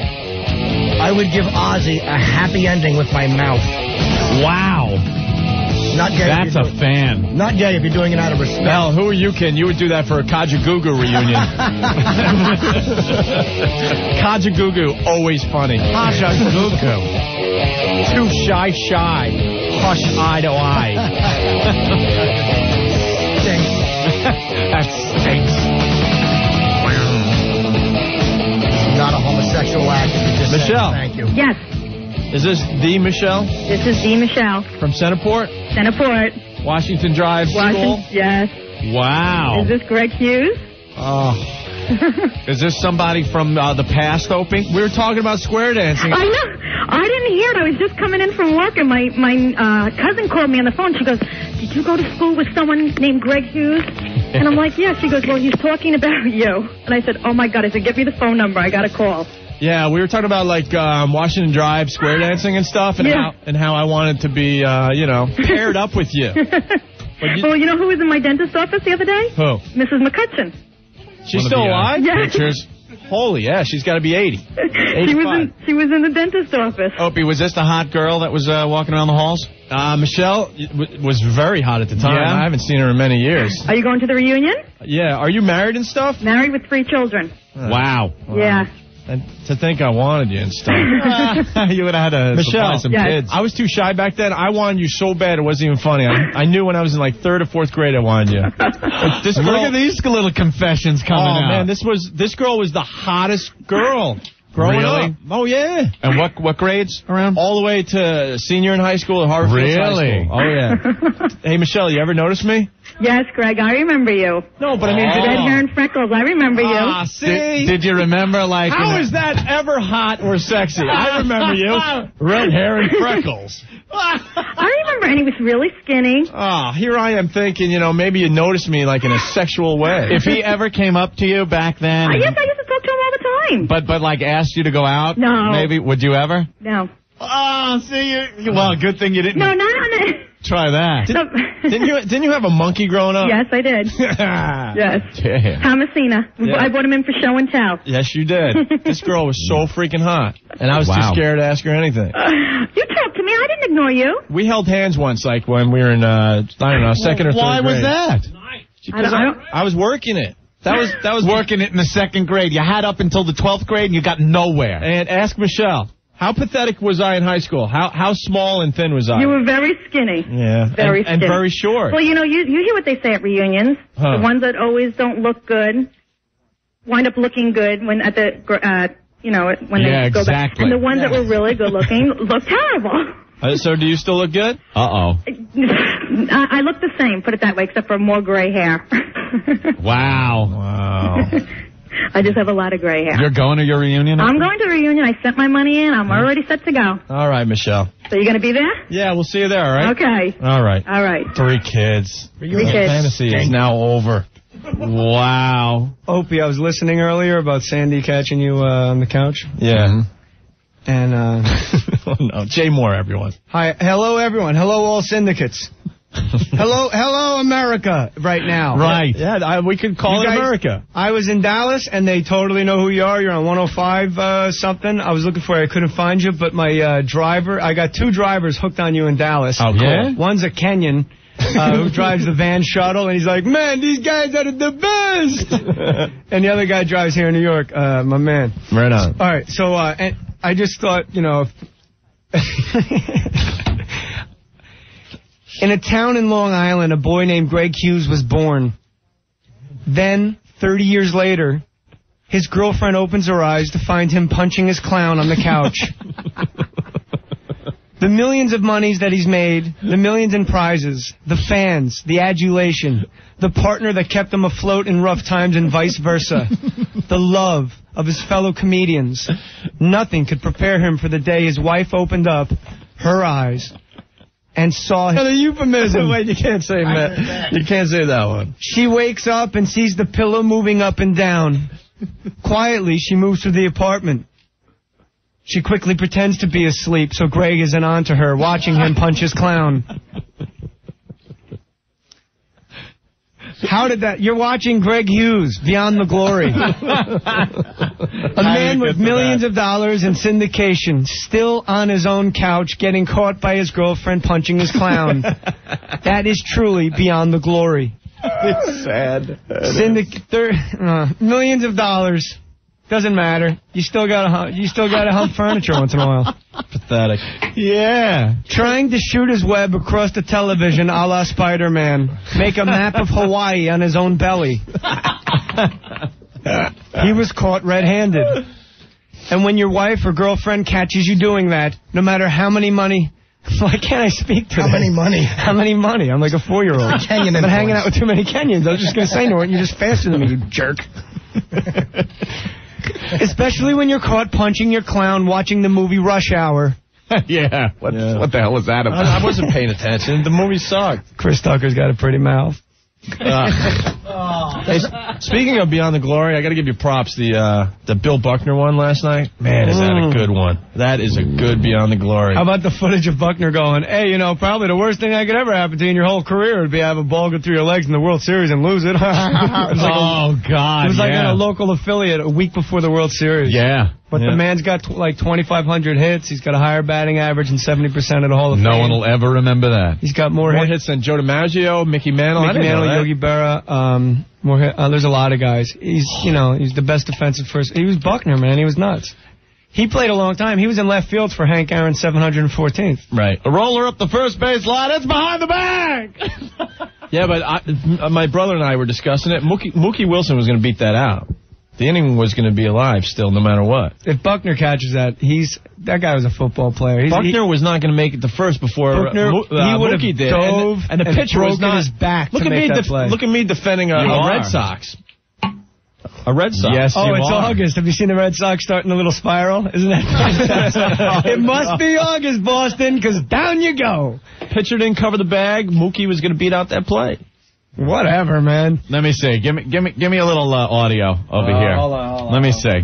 I'll take a look at it. You're gonna take a look at the play? Yeah. Let me take a look at it too. Let's take a look. All right, here we go. Let me go to... Look for Mookie. I can't do that. Mookie! Oh, you just got the audio? Yeah. Here we go. Okay, let me play. So the winning run is at second base with 2 out, 3-2 to Mookie Wilson. Little roller up along first, behind the bag. It gets through Buckner. Here comes Knight, and the Mets win it. Hey, sorry, Boston, but goddamn, that hurt. Oh, but he totally would have made that play. All he would have to do is lean forward. Yeah, he was right there. You would have beat him to the bag. No way. No way. Dude, he dives with the mitt, tags the bag. The World Series is over. The run wouldn't have scored. The inning would have still been, alive. Look, hey, I'm a huge Mets fan, but after watching the Beyond the Glory, I felt for the guy. Well, his kids getting abused in school, his wife having to listen in the other room as a reporter's asking if he ever thought about killing himself. No, the reporter asked his wife, "Did your husband ever think about killing himself?" Horrible. She's like, "Say what?" He's married to this big black lady. It's so weird. No, he's not. Oh, wait. What are we talking about? Are you insane? Ever see the Karl Malone one? His whole family looks like the Clumps. His mother looks just like Karl Malone with a clump wig on. And his kids, those goddamn kids, the first word of English I hear out of their mouths will be their first. The boy that he adopted, that was his son from Louisiana Tech. Yeah. Kid goes, every time I pass the ball, they say the pad light, and then I'm a shooter ball. They say, you shoot just like him. Every time I jump, they say, jump, I'm a dar. Why can't I just flow like me? You know what I'm saying? Abadaba, abadaba, abadaba, abu. I get hooked into the Beyond the Glory every time it's on. Every time it's on. I was watching it in the back room of the Improv in Dallas. I was actually watching my own show. Yeah, why not? It's a good show. I enjoy it. Yes. The Roberto Duran one is the best. I haven't seen that one yet. When he goes to Esteban de Jesus is the guy that beat him in the garden. Yeah. And he beat him. And then he died of AIDS later, and he went to his hospital room, and he picked him up in his arms. And in Spanish, he goes, "You're my champion." The Puerto Ricans always hated Roberto Duran because he always beat the crap out of Puerto Rican fighters and clowned Puerto Rico. But when he did that, he won all Latino communities. Like, he was just a man. Goes to the ghetto, hands his money out to the kids. Still fighting. Good, because he needs it. He fought it. recently. Really? Yeah, he lost to Macho Man. Yeah. It's macho time, man. It's macho time, baby. Every guy that, when you pull the plane in and you're not really there yet because you got to wait for some Puerto Rican kid in a tractor to tow you the last 6 feet. It's always some kid that looks exactly like Macho Camacho. He's got his tractor's lowered. The last 6 feet. Chrome rims. He's like, "I'm coming, man. Take it easy, baby. Hey, keep your seatbelt on, man. You're going 4 miles an hour, baby. It's macho time. Macho time. Get it, man. I'm uncircumcised, man." That's funny. Stacy. Yes. I went to school with you, too? Yes, you did. Don't tell me you don't remember me. Oh. Washington Drive. Stacy. A car. Stacy. I'm going to have to look you up in the yearbook. Oh, come on. How would I remember you? You remember me at the 10-year reunion. Oh, what does that mean? And what does that mean? Wait, here comes Rick. What happened at the 10-year reunion? Not much. I was pregnant, so. Oh. Why, was I trying to jump on top of you? No, we did exchange pleasantries at the reunion. Pleasantries? Come on, I was at Washington Drive. A happy ending? Yeah, what did I do? Did I fill you up or anything? No, like I said, I was pregnant, you know? All right. Yeah, but I have a little thing for, pregnant girls. Did he feel the baby kick without his hands? No. Did you service him? Did you manipulate him some way? Hey, Isn't this horrible? This is Stacy. You see, I'm not Michelle, so I guess you don't remember. I wasn't a cheerleader. Oh, still jealous. Wait, I'll look you up when I get home. So refresh my memory. Yeah, describe yourself, maybe a situation that happened. Who did you take in the bathroom at the reunion that was pregnant? You don't remember getting some pregnant ass? I didn't take her into the bathroom. Yeah, really? Oh. Her husband was probably there, right? No, that's the best part. Stace? Yes. How am I going to remember you? Oh, I don't know. I guess I'm not memorable enough. Oh, wow. I think it's Stalker Patty hiding her voice. My brother called and told me, "Oh, you got to turn on O&A. They're talking about Washington Drive." So. Yeah, my old school. So you told your brother what you did with my Opie children in the are going to bathroom? go to Washington Drive. I'm not talking about the bathroom party at BAB. Oh, yeah, it's not the BAB bathroom party? No. That's another story for another time, my friend. The reunion. Stacy? Yes. Refresh my memory. Oh, I don't know. I was a track. I ran. Track? I was friends with, let me see. Who? You weren't field hockey, were you? No, I wasn't field hockey. Those wacky girls with the plaid skirts and those stupid sticks. No. What's this girl's name again? Stacy. Stacy had it all. Running track, straight A student. 2 months after graduation, 9 months pregnant, servicing Opie in a bathroom. Not the way her life had planned out. You're watching Stacy, pregnant and full. Beyond the glory. I love the pause. Ding, ding. All right, Stacy. So I missed if you're going to be at the reunion, but I guess it doesn't matter now. Yeah, you know what? The more you keep talking like a bitch, you're right. Stacey. Goodbye. Wow. Oh, enough Stacey, already. It's like having a Jewish mother. Stacy, why are you insulted? No, I just thought, you know. Do we got a little something going on? No, we never did. So then what the hell are you talking about? You're making me Is that crazy. the only thing you remember? Then you don't remember anything from high school. Oh, that was a little jab she got. Nice. Wow. That was pretty good. You got to give it that. I didn't really go out with many girls in high school, so Right. I know I didn't go out with you. No, you know that. No. I was like, I just... No Any one, memorable story? I know, help me out, Steve. No, you know what? It'll hurt your image because you were very sweet and nice. Did he punch you in the uterus at the reunion? No. Were you ever in the same room together in school? Yeah, we were. I don't Doing remember. something we had to... memorable? I think Opie did something mean to her at the reunion. What did I do to you? Nothing. You were very nice, always. Don't tell anyone that. I know. It's not good for your image. All right, Stacy. Now we know what you were thinking all the time, though. Yeah, right? Because he will now. No, I'm still the nice kid from Centerport, Long Island. Yeah. All right, Stacy. All right. Well, maybe I'll see you. Wow, you are just getting the guilt thing thrown on you, Stace. Oh, my God. Stacey? Start your car in your garage, roll down the windows, but Stacey. make sure the Yes. door is closed. You still married? Yes. But it seems like you might have. Second husband? No. It seems like you might have. And I'm still in Centerport. But it seems like you might have a little something for me. No. Look at me still trying to work the girls on the torch. All right, Stacy. We'll see you in November, right? Are you going to be there? Hell yeah. We'll see you. All right, bye. Why would you go? Unless people I knew in school, unless they were the pot-smoking crew, they wouldn't know who I was either. She was really angry, though. Why was she angry? She was a putz. She wasn't even angry. She was like... She was a mope. Well, I guess you'll... She was a mope. I guess you won't remember me. She was Jeff George, week 12. I'm sure if I saw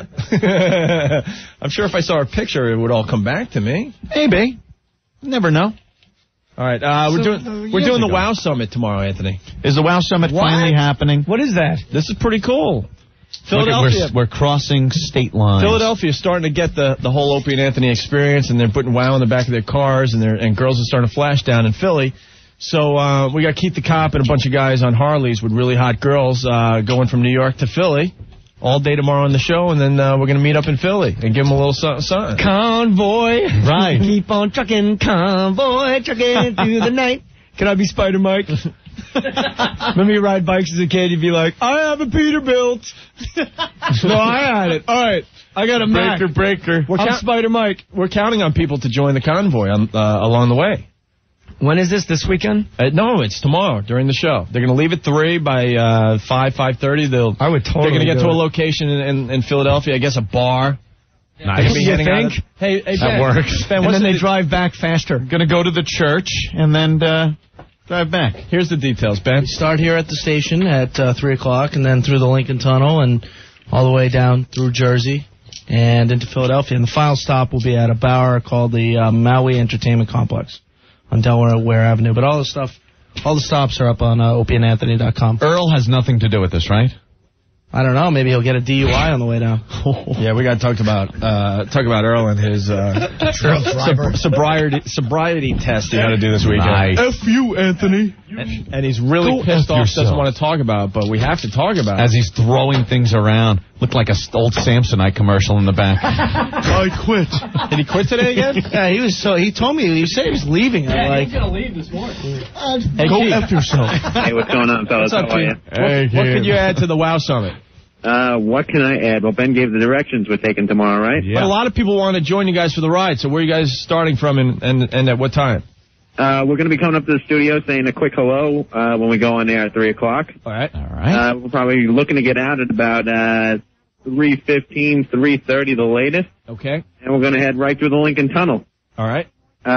Figuring there's supposed to be a rest stop someplace right outside the Lincoln Tunnel. Yeah. We're probably going to stop there, gas up, and then the Dolly Madison or the Vince Lombardi? All right. It's the Vince Lombardi?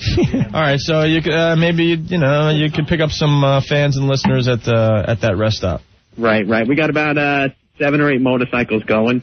We got breasts for everybody. We got fake breasts. We got real breasts. We got small breasts. We got big breasts. Scarred breasts. People, we got breasts. You can go to opieandanthony.com for the directions and all the info on this. Yeah, we got a little bit of everything. So and foundrymusic.com. FOUNDRY music.com. All right. Sounds good. All right, we'll do it tomorrow, Keith.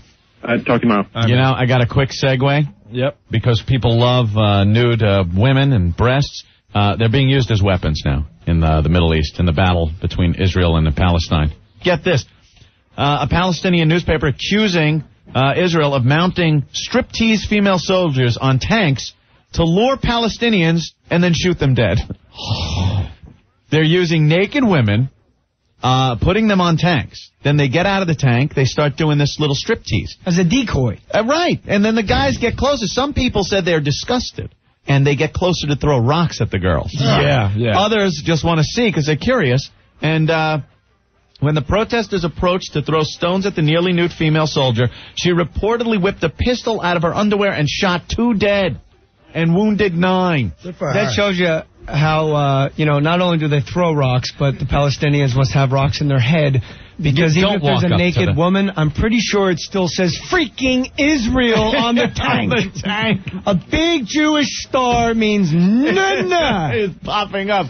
Look, a naked woman. They're all running up like that. You ever see the opening of 2001 when they're looking at the apes at the monolith? Yeah. Throwing things. Well, nude women. Those being Palestinians love to throw rocks, man. Yeah. Anthony, Black Earl on the phone. Thank God. Earl. What?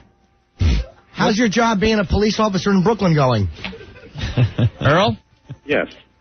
I missed the shenanigans that were going on earlier today. Hijinks. Well, everyone, just to clear up a couple of things, because I hate being called a liar, particularly when no one was there. All right, hold on. Can we give the basics so people can play along at home? Ben, once you... Yes, I was pulled over in Middletown for speeding. Hold on. No, I was not given a sobriety test. Yes, Marty, our intern, was drunk. That's the fact. Wait, slow down, Matthew Broderick. Go ahead again. Wait, you were going to a promotion over the weekend? Yeah, we were going to the Stone Pony. Vince Neil, yes? I thought the Stone Pony hated us. Yeah, what happened there? Were you driving the lead singer of Hanoi Rocks? No. Yeah, Jay Moore's bringing it to Cleveland Thursday. Come on, Cleveland, rally around me here. Earl, are you still going to be able to do sticker stops with one arm?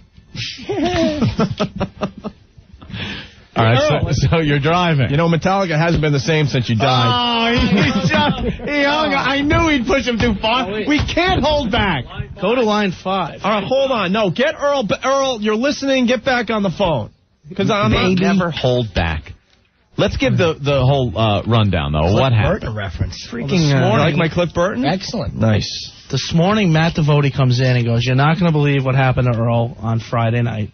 Mm-hmm. And Earl left late for his sticker stop or whatever on Friday, or his appearance on Friday night, and decided to go like 65 down back roads in Jersey. This is now he has to be on the Jersey Shore on a Friday night, which is just a nightmare driving, by 10 o'clock. He leaves here at 8:30. It's normally on a straight run with no traffic, an hour and a half drive. Oh, and I found out more information. Yeah. I was talking to Marty, the intern, who was with him, and I remember Earl bitching to me at 8 o'clock while I'm putting together Saturday's show, the last finishing touches. It's not about you, Rick, yes. And Earl is standing around. You're such a douche. Yeah, it's funny because it's true. And Earl is standing around, and he's just bitching and moaning about the salespeople. You know, those people piss me off. I'm going to lodge a complaint because they're always complaining about me being late. I've been late once, and he's just going on and on. He's late all the time. Yeah. All right, Earl's calling back. And it turns out Earl didn't leave till after 8 o'clock at the station. Right. So he leaves here and runs into this traffic. This is what we've heard. Oh, and then this is better. He didn't go right to Jersey when he left here. Oh, all right. He went down to some sports guys thing. He didn't leave the city till 9 o'clock. Oh. He didn't leave, but he was in All right. was in the city at 9 o'clock still. So Is this Earl calling that back? should be Earl. Earl. Now we also Rick is lying. I got a cab receipt to prove it. Now we also hear that he got pulled over. The cops took him out of the vehicle, gave him a sobriety test. Now Earl doesn't drink, but he was driving a little erratically to get there on time. And Marty was drunk off his ass, but he's in the passenger seat. Now Earl is saying that they gave Marty a breathalyzer. I didn't say that. I didn't say I that. heard you say that in the office. Oh, my God. Hey, Earl, is Exxon going to hire you back? I didn't. Earl. Yeah. Earl. Don't let him hang up yet, because we got to get some info out of him. You're driving. Did you get pulled over? We got pulled over. Okay, all right. For speeding, right? For speeding. Yes, I admit. That's amazing right there that the WOW van can speed.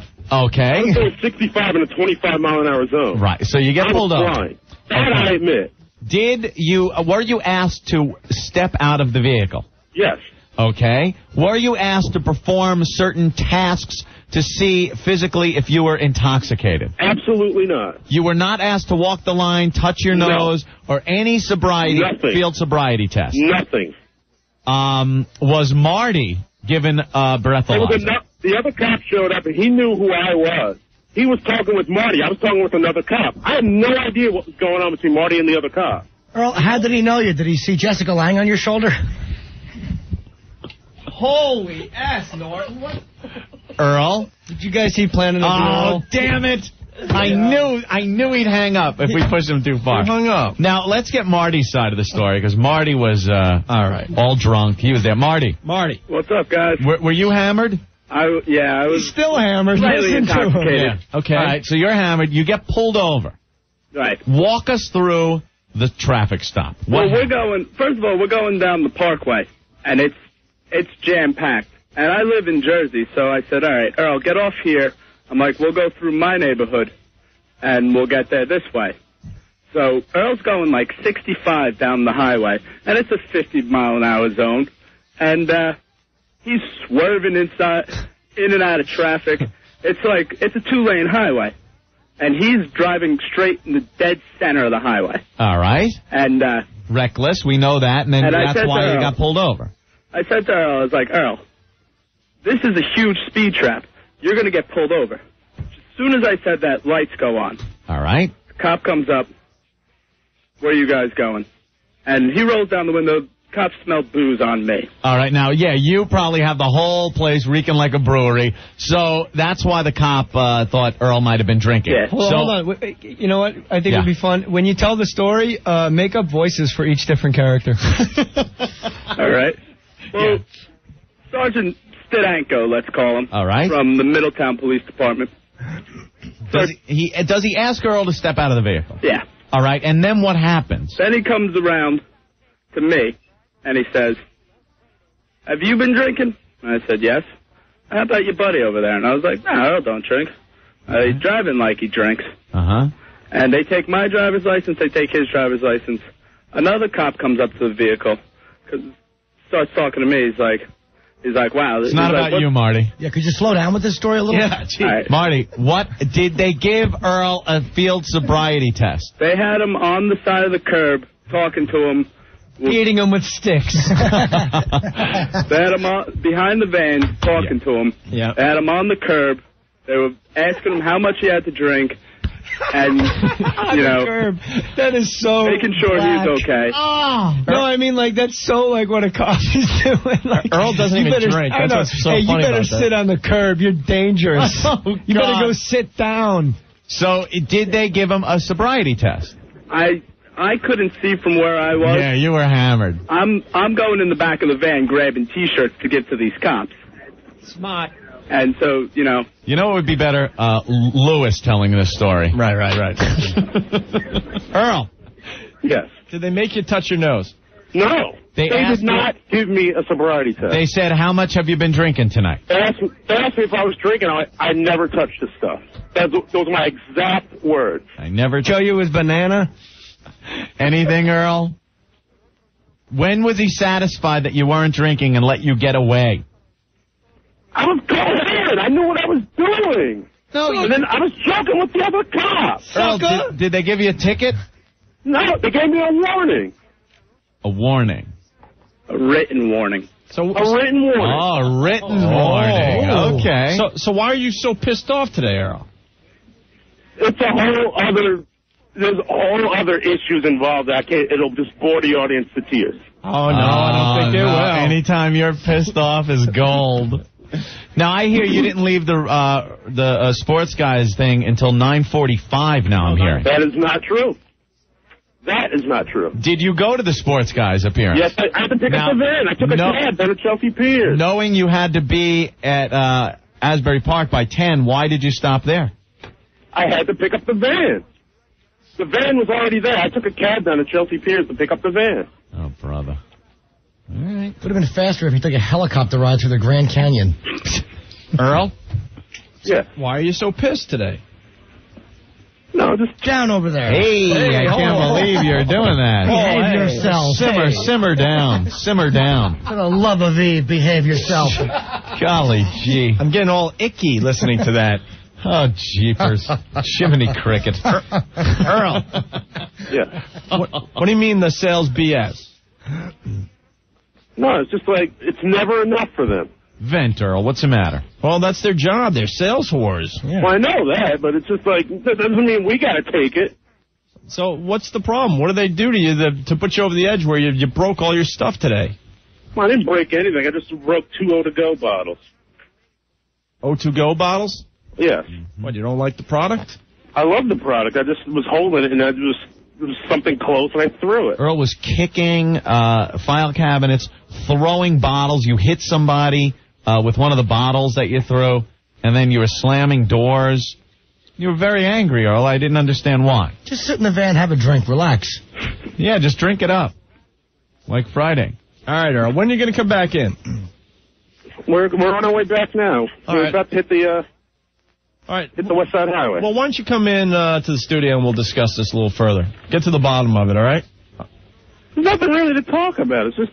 Oh. Earl, you know how the radio works. You can't say the S word. Is it true Earl was trying to reach 80 miles an hour so he could get back to the future? Earl was flying. He was driving faster than I've ever seen him drive. All right, Earl.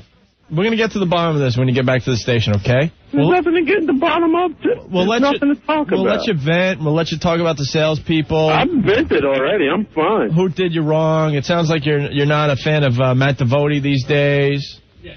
He wants in on this little story. So come on back again and we'll talk about it, okay? Yeah. All right, Earl. All right? No, it's just like it's never enough. It's never right. And then it's just like, what do you want to do?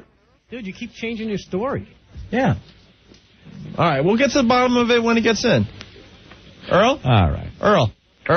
Yes. We're very concerned. You know, are you all right today and stuff? I mean, I'm fine. I'm fine now. You're not gonna cry or anything, right? How's the sticker stop going? Quite frankly, the sticker stop. I love bailing out on him. You know he's so pissed off right now. Oh, go F yourself. Go F yourself. Okay, still the breast implants. Kimmy from Survivor. Jay Mohr in the studio. Yes, Rick? Update on Stephanie calling in 5:45 now. 5:45, so right after this break. Stay there. Nice. Opie Anthony. Join O&A at Hooters on 56th between Broadway and 7th Avenue this Thursday after the show. Bring down any one of O&A's recent magazine articles. Rolling Stone, Time, SHM, New York Magazine. And they'll sign it for you. Anthony Paisano of Mulberry Street in the heart of Little Italy. You want to have Italian food? You want it good? You want authentic Italian cuisine? You want a restaurant that's friendly, warm, and relaxed? You want Paisano of Mulberry Street.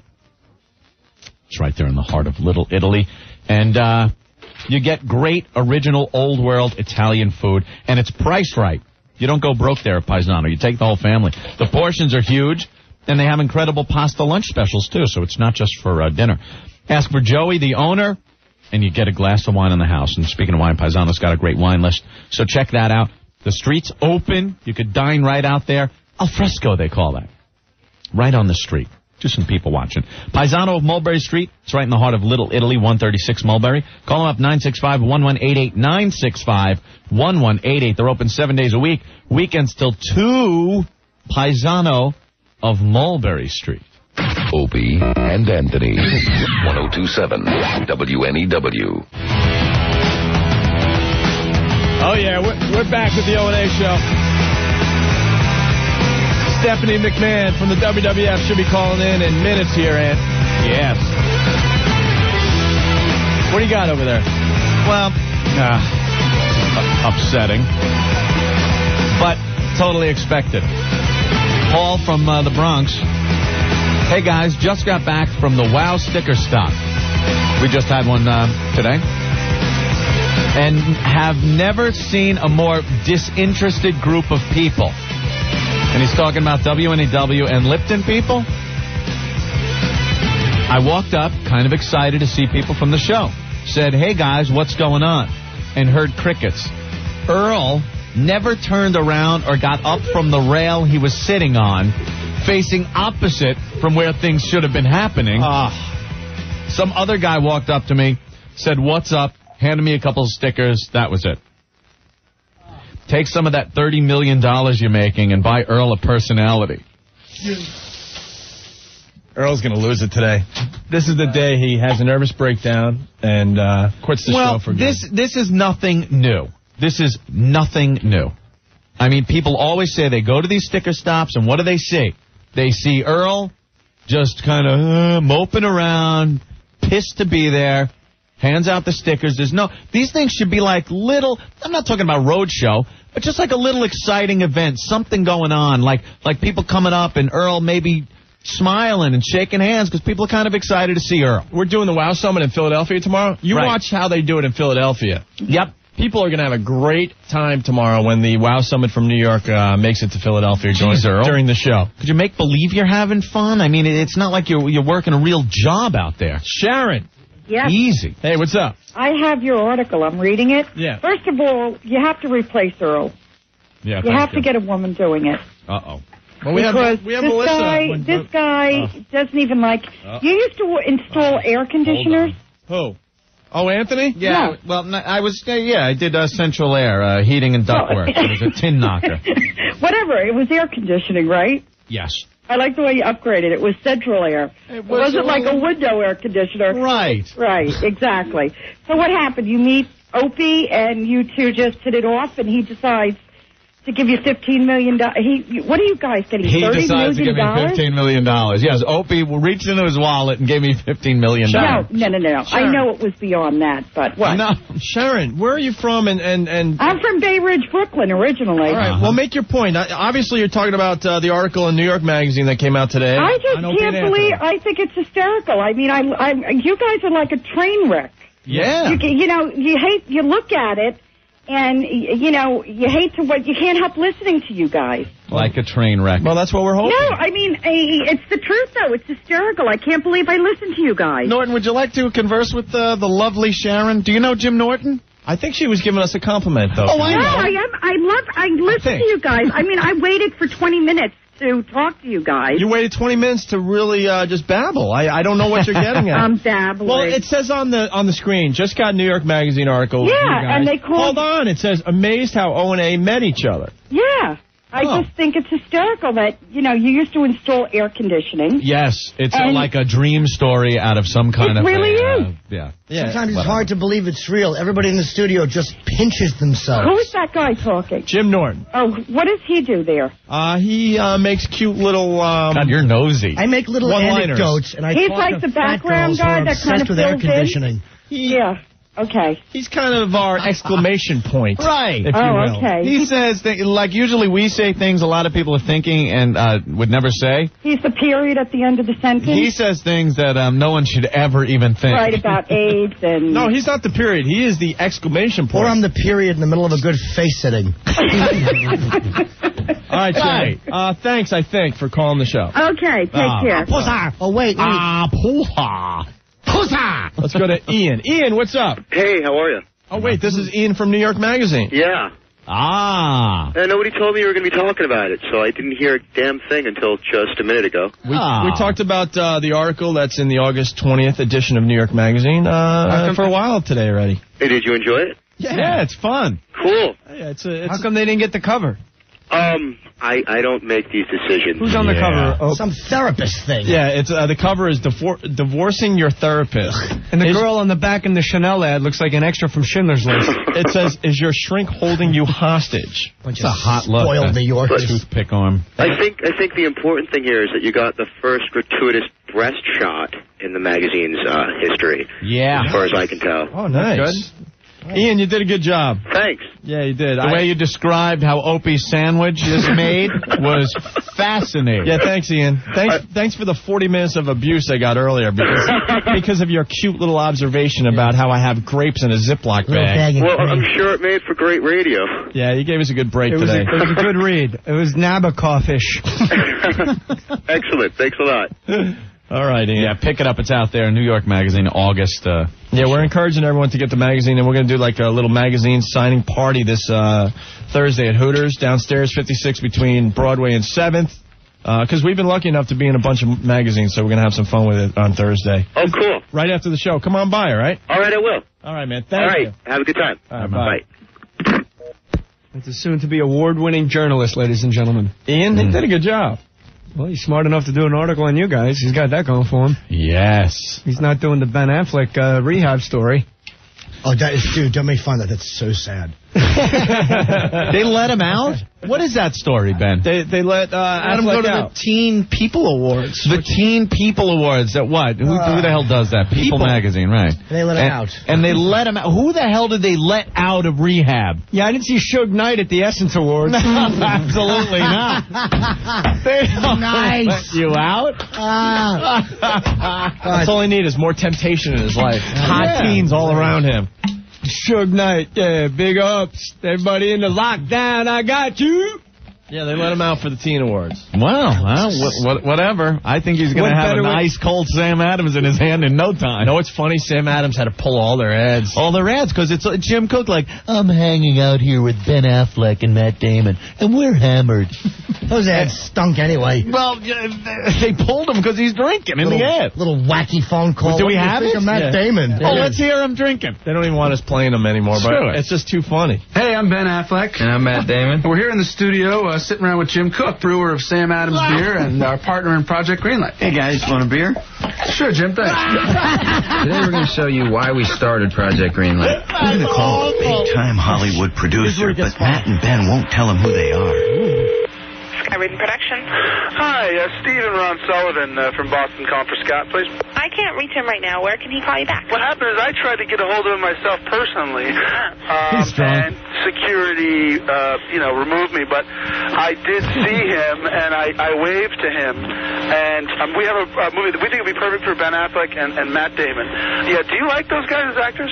I liked them the first time they came he out. just slurred that. Oh, yeah. Yeah, he's you like actors? Let me tell you something. If you are hanging out with Jim Cook, you're drinking beer. Yeah, that's just the way it is. Yeah. Yeah, that guy is unbelievable. He's the head of Boston Beer, Sam Adams, and he's hammered all the time. God bless him. He's like my great-grandfather used to say, stay drunk. And he does. You never know with fresh material. You know, I feel really bad. This is Ben Affleck and Matt Damon. Nuh-uh. Sam Adams is a beer born of the independent just as spirit. good as the Jerky and that's Boys. why we proudly support Project Greenlight.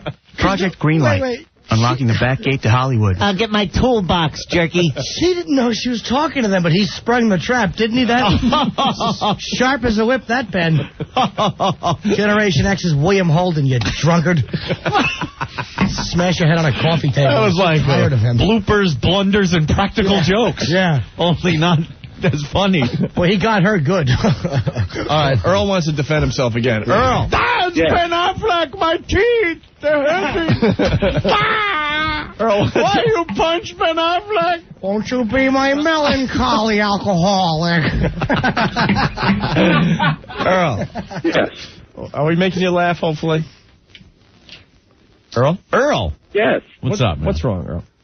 How are things? Nothing wrong. Earl, enough with the drama. Your pauses. It's like talking to an 11-year-old girl that's married at her mom. Jeez, just talk to everybody. Yeah, so what? You got busted drunk driving. Big deal. It happens. You got. I wasn't drunk. I know. You got pulled over for driving while black.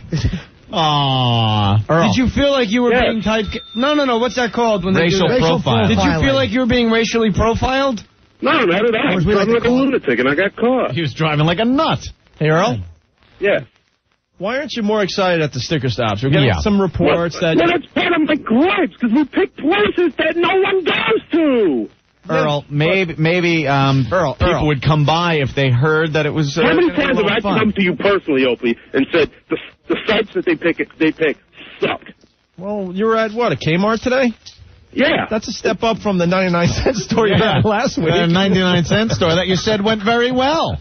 Well, let's just say the people who go to this particular Kmart aren't listeners of the show. Earl, why is that, Earl? That's your job, Earl, to convert them. Yeah, Earl. Yeah, we do. Everyone in this room can relate to this, okay? Just because there's not a lot of O&A listeners at these sticker stops, these people that do go are very excited to meet you and to meet the staff of the I'm very cordial to them. I don't know what that guy's deal was. Hey, Norton, I'm always cordial. Hold on. Norton, how many times have you had to perform in front of, like, 10 people? Seriously, because it was in the middle of the night or something. A lot. You had a bad spot at a comedy club. What do? I just plow through and violate them, basically. There you go. But you work it still, because you know these people are here to see you. I don't drink and get into a van. You don't face the brick wall behind you and do your jokes, no, right? nor do I have a few drinks and just act melancholy. I do my job and I smile, damn it, because I'm happy. Earl, we're hearing that you're really not that psyched to be at these things. One guy said you were sitting on a rail, you wouldn't even get up. Other than you hand out stickers, you talk to people, and that's it. Well, I heard you were just sitting on the rail, not even facing where people were coming up, and kind of just giving a sticker out and going, here. Sipping out of a flask. You weren't even, like, facing the crowd at one point, they're saying. I was facing, I don't know what this guy's deal was. All right, Earl. I don't know, Earl. But I don't. What do you want me to do? Stop drinking and driving. I don't drink. Act a little happier to be there. I'm happy to be there. We make the most of it. Tell your face. Gee, you're screaming at everybody. Hey, here's a guy that was at the sticker stop with Earl. Anthony. Yeah. What's up? Yo, I got there about maybe 10 minutes before he's left, and he's hanging out by the car. And I'm sitting there waiting for him to hand out stickers. I had to approach him and say, hey, Earl, can I get some stickers? And he was like, ooh, ew. And that was it. I was like, what the fuck is the Lipton wrap? I bet you don't remember that, do you, being in a blackout? Earl? Yeah. Comment? What do you want me to say? You should jump around and give him a little show. And as I said a million times, hang some pictures. Do something for me, Jesus Christ. Some pictures. Oil them up, put them on a block, hand out stickers. Earl? And as I said a million times before, if you're not happy with my performance, find another guy. Uh-oh, he's quitting again? I didn't quit. No, all I'm saying is, if you're not happy, you find another guy. Why don't you find another guy? All right, hold on a second, Earl. I just want to calm everyone down. Hold on, Earl. What did he just say? If we could find another guy. Okay. Old Dirty. I'm taking the job tomorrow. You heard? Old Dirty? Yo, what's up, man? You're hired. So where are you going to be selling stickers? Yo, nah. I'll take the van. I'll do all the requirements that the radio station needs and a little something for more, That van's going to be full of contraband. Nah. Yo, I put mad enthusiasm into the O&A sticker stops. Can you crazy, dog? Enthusiasm. Earl? Know what I mean? Earl.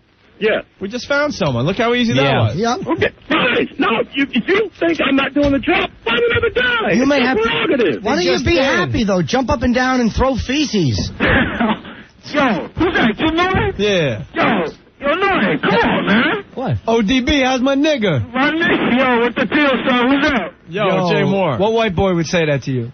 All right, Earl. Jay. Yeah. Come back to the station and we'll work everything out, okay? Man.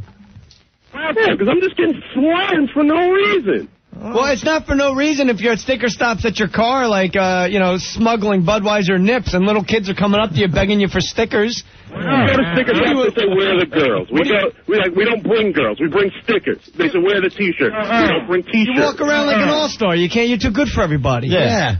Yo, Earl, man, don't be a pussy, man. Yeah, I'm not doing it. I am cordial. I hand out stickers. Earl, just bring your swollen liver back into the studio, please. Yeah, cut back on the boozing at these sticker stops. Earl, I don't drink. Earl, Boone's Farm Strawberry. Earl, you're like Bobby Bonilla. You look good in the suit, but you got to perform every once in a while. The crowd's gonna kill you. Yeah, that's right. You're right, Ope. I do nothing. Mad Dog 2020.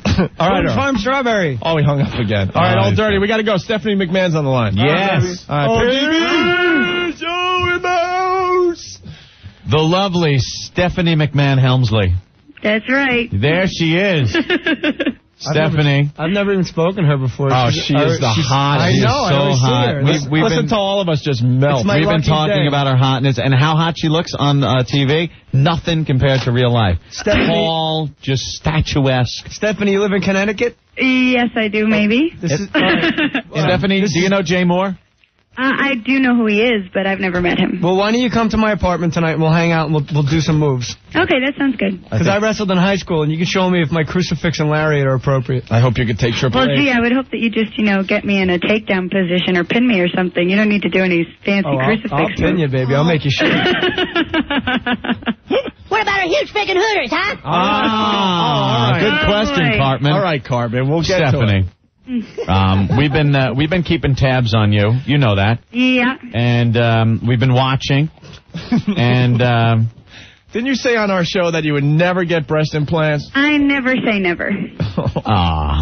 I told you guys that, one time you asked me what the most offensive sign I ever saw in the audience was. Right. And it was that Stephanie's puppies sag. Oh. Well, they don't sag anymore. No, they absolutely don't.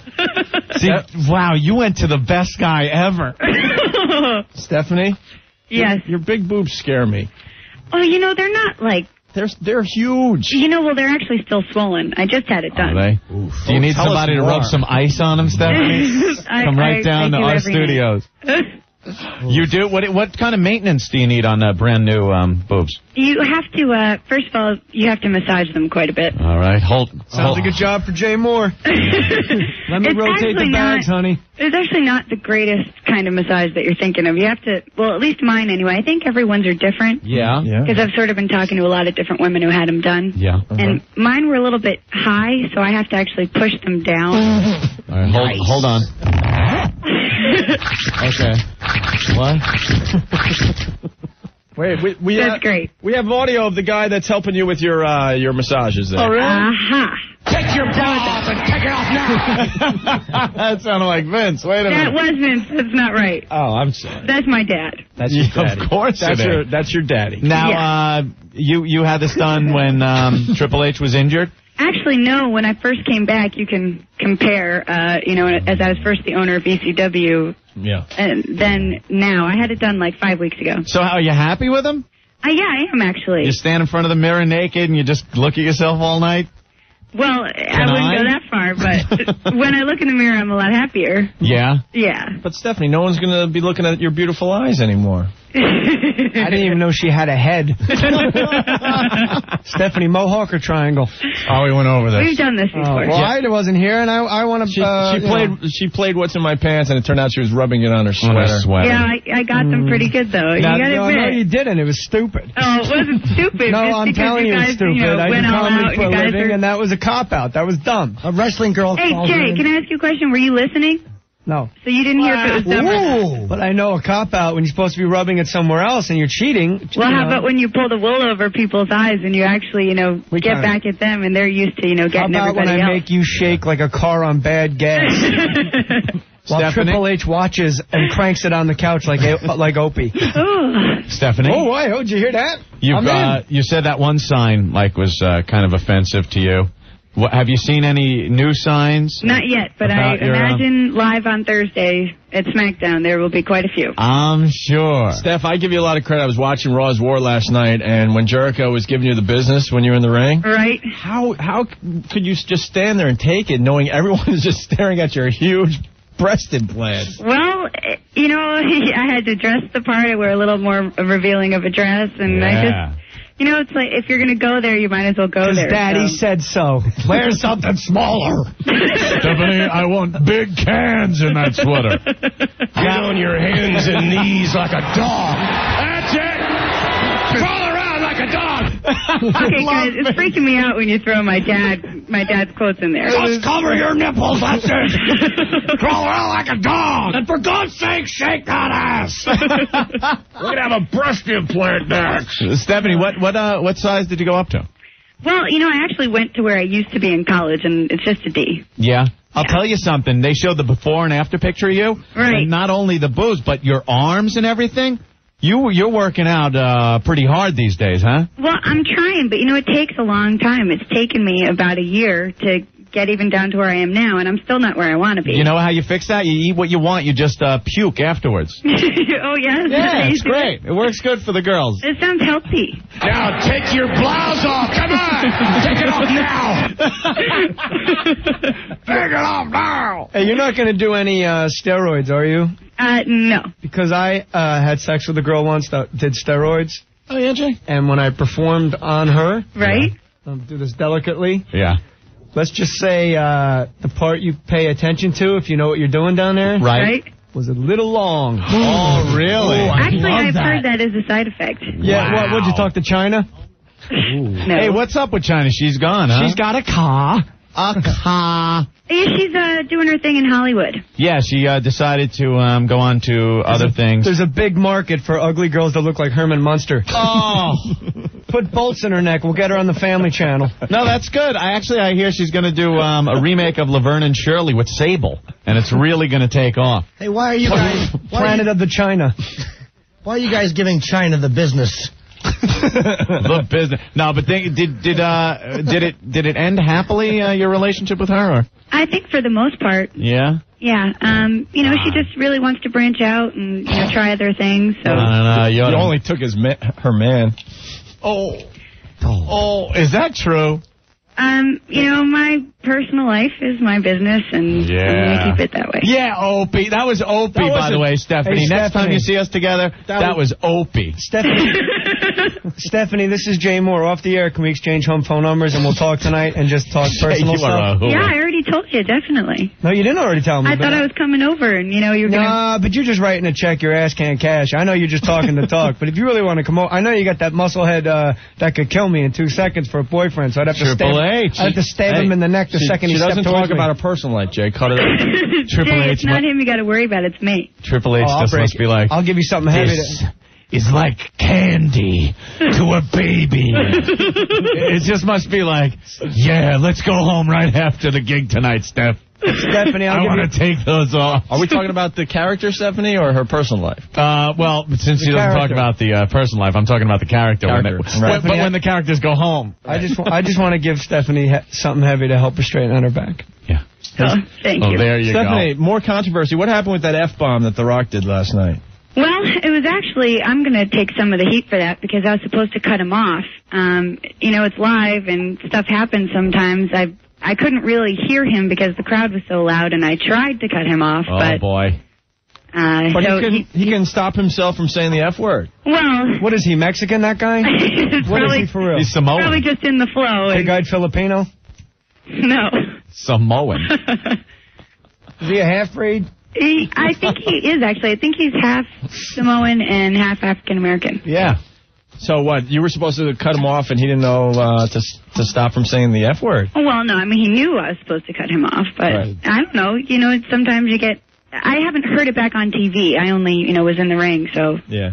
I only know from the live That's experience. A lesson to be learned, Stephanie. A little less talk, a little more grappling on these live shows I'm watching. Because I got the pay-per-view, and I get them all, Right. And I'll watch it. And I went with Opie and everybody. We went down to the garden that time.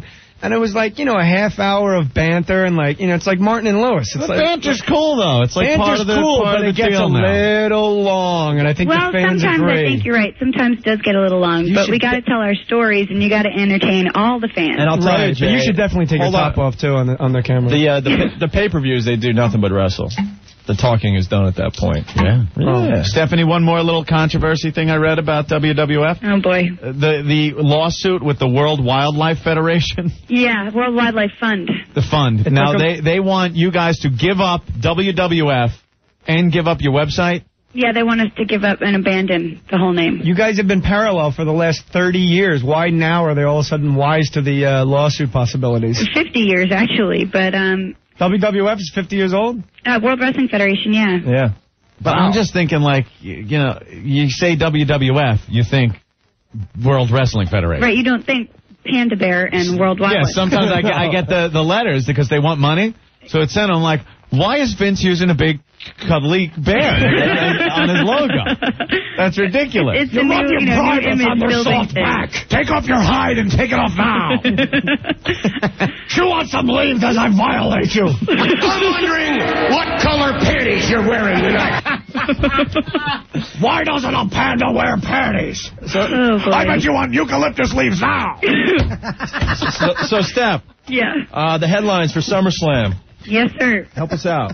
Well, we've got for the WCW Championship, The Rock versus Booker T. Mm-hmm. And Booker T is, of course, going to win. Yes, you say that. Well, you never know. I mean, my brother's been pretty instrumental in Booker T's career thus far. And But see, The Rock has to win, because then it's like, him against Stone Cold and the two leagues and stuff.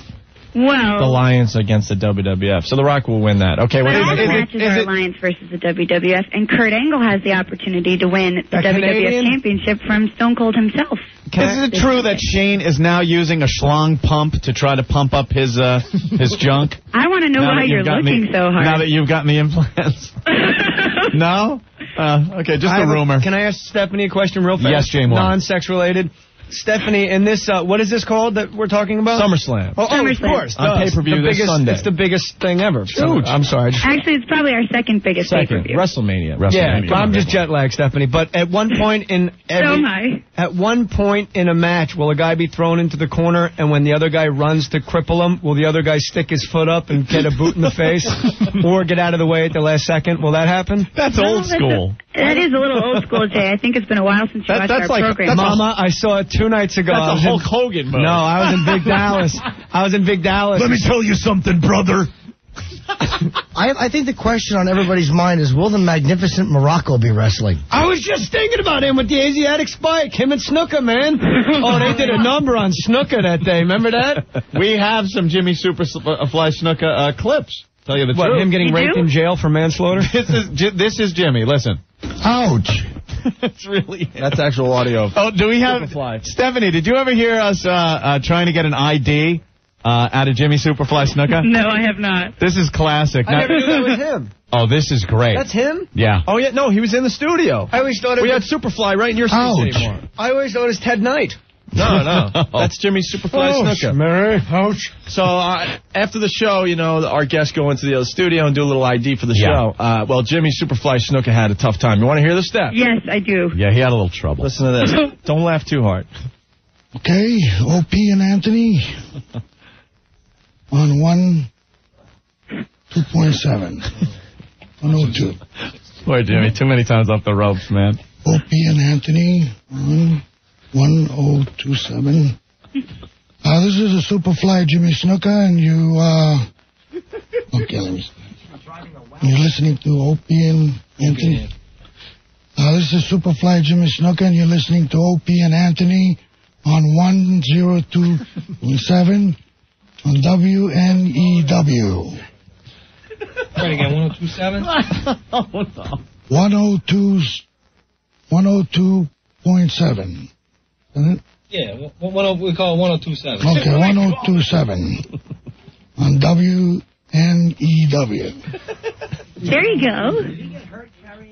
You want to say it again? Hey, this is Jimmy Superfly Snuka. One more time, and I'll edit that in. Oh, boy. It's the Superfly Jimmy Snuka, and you're listening to Opie and Anthony on 102.7 WNEW. Superfly Jimmy Snuka on your radio dial. Thanks, man. Okay, brother. There he is, the great Superfly. I broke my ankle and my wrist trying to imitate Superfly. Doing the big leap off of the corner, right? Yeah, it was off of my dresser, actually. Oh, I thought Top rope? Right onto my face! I thought she just fell forward after her breast implant. Oh. No, I'd bounce right back up. Yeah. I wouldn't get hurt. That's good. What does your dad and mom think about your new look? Well, they're happy for me if I'm happy. That's cool. Yeah. So they're actually very supportive of me. And I'm very happy. They just scare me. They're just big and. Well, they really are still swollen, but they're. All right. Yeah. They're a good size. Well, thanks for admitting it. Yeah, Stephanie, thanks, man. Well, it's not like you can really hide from them, Well, there was a lot of speculation, even with you having them. People were going, no, maybe she's just wearing something different. Some people don't know until you hear a big push-up bra. Yeah, something like that. Hey, would you ever show us? No.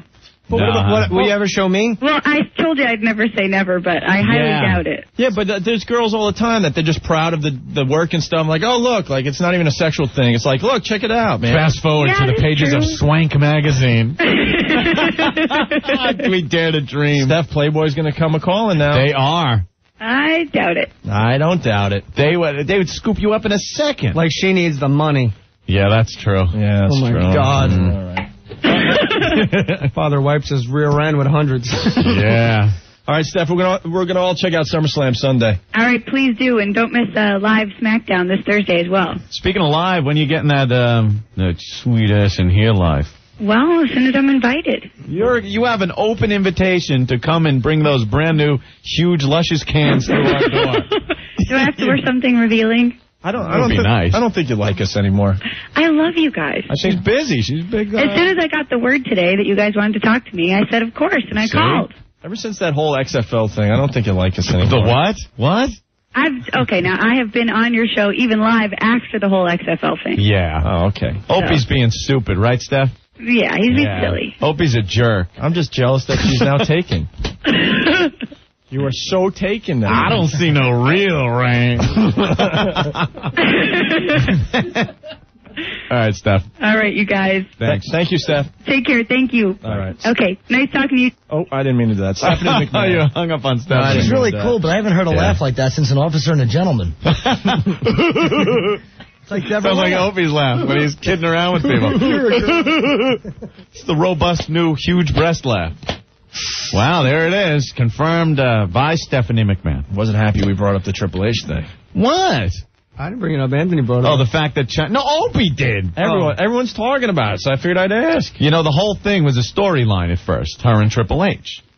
And China, we all know, was going out with Triple H, and then there was this problem. I don't know what it is. I don't know if it was her or not. What the hell? I think it would be more like Triple H waking up and going, holy crap, I'm sleeping with a man. Do you think if you had missionary-style sex with China that you would actually be able to... Yeah. You think you could get her to get him open that far? Yeah. But she could probably flex and just shoot you across the room. Why not? No, I ain't getting through. You can't describe things like that but so you're right. bluntly. You're right. I'm sorry. But if you're going to be on this show, you got to talk about personal... Triple H was waking up next to China every day. And he's got the boss's daughter on his knee every night. Yeah. What are you going to do? The boss's daughter. I think this is a very open radio program. Mm-hmm. You didn't mind talking before about how you got caught whacking your bag, looking at Huggies commercials on a loop. I guess she doesn't want to talk about China and Triple H and any of that. All right, we got to take a break, Anthony. All right. Who's got bigger junk, China or Triple H? Who's got that? Opie Anthony. Join O&A at Hooters on 56th between Broadway and 7th Avenue this Thursday after the show. Bring down any one of O&A's recent magazine articles. Rolling Stone, Time, FHM, New York Magazine. And they'll sign it for you. 1027 WNEW. Sports Guys every morning. Anthony, Sam Adams. Who used to love drinking Sam Adams? Huh? Ben Affleck. Ben Affleck. We just heard it before. He loved it. Hey, you want a beer, Ben? Okay. Sure. Whatever. Pop that cap, but it was a Sam. You know? You want the good taste of Sam Adams. Great American beer. For the great American pastime, baseball. Major League Baseball playoffs are in 2 months. 2 months away. Race to the pennant on. And Sam Adams, what a great companion at the ball field. What a tool I sound like. Well, you need a Sam Adams so you could kind of, feel the copy. Right. That must be what it is. Oh, well. Trade up to Sam Adams for all your playoff race parties, best buds, better beer. Sam Adams. We drink it here. It's an upgrade, man. Beer upgrade. Sam Adams. Opie and Anthony. 1027 WNEW. What a day, what a day, what a day. If you're not in the New York area and you're trying to get a hold of us, 866-2774-WOW. That's 866-2774-WOW. There you have it. We got an exclusive from Stephanie McMahon from the WWF, Anthony. There you go. Admitting finally that she got the breast implants. Her big, brand new, big pants. Nice. We love Stephanie McMahon. She's a friend of the show and a trooper. She's getting hotter all the time. Also, just want to remind everyone, we're in the latest issue of New York Magazine, the August 20th issue. Little article on us.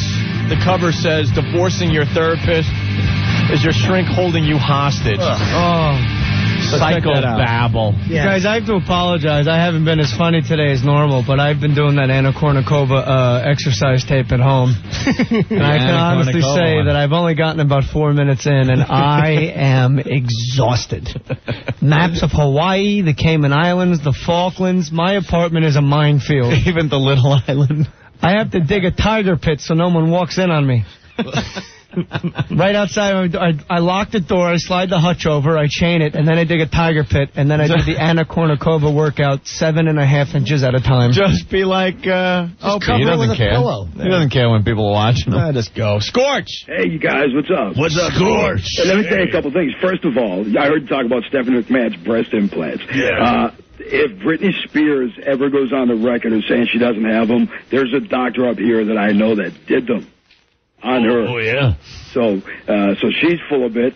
And China. Let me tell you about China. You know, like, I got her into wrestling. You know that. Yeah, you know that whole gang, Triple H and China. And, let me tell you. X-Pac. They said to me, there's a new girl in the locker room. Go talk to her. And I walked in. And you remember, like, you know how fake puke has skin color with just, like, red lumps in it? Yeah. That's what her back looked like.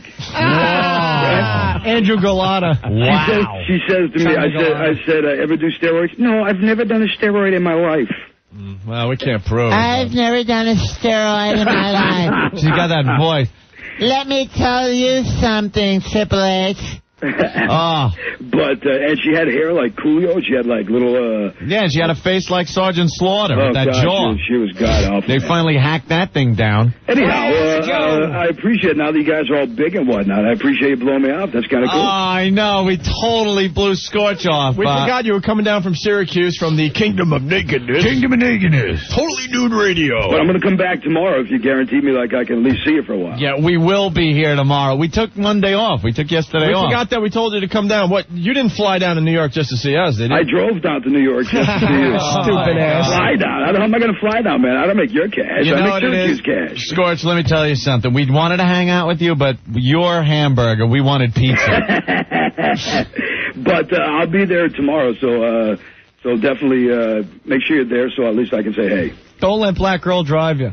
And do me a favor, Scorch, SCORCH at KRock.com or Scorch, SCRCH 420. He does mornings at KRock. At KRock in Syracuse. Although I'm on vacation this week, so if you want to email me at my house, I'm looking for like some hot young lady to show me around the city while I'm waiting to get blown off again by you guys. You sound like the bus driver on The Simpsons. Hey, Bart, dude. So we'll be in there tomorrow afternoon, like at some point. Hey, get in, Bart, dude. It's Scorch, the Kingdom of Nakedness. Scorch, what have you done on your show lately? Absolutely nothing, man. My show sucks. He just plays the tunes, right? No, my show.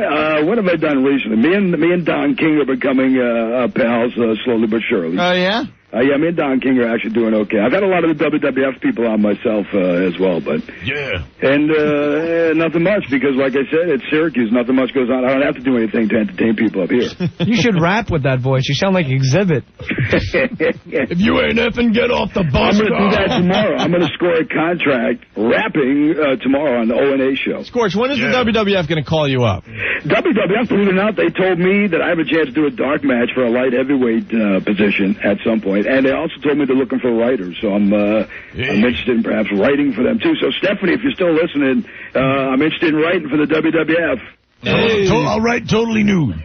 So we appreciate you blowing us off, and we'll definitely come back tomorrow. Yeah, come by tomorrow, man. Thanks, guys. So you're driving all the way down tomorrow again? I'm going to drive tomorrow morning. I'm leaving here like... we got to take tomorrow off. Yeah, I'll leave here like 7 o'clock. Don't take tomorrow off. I'll be so like...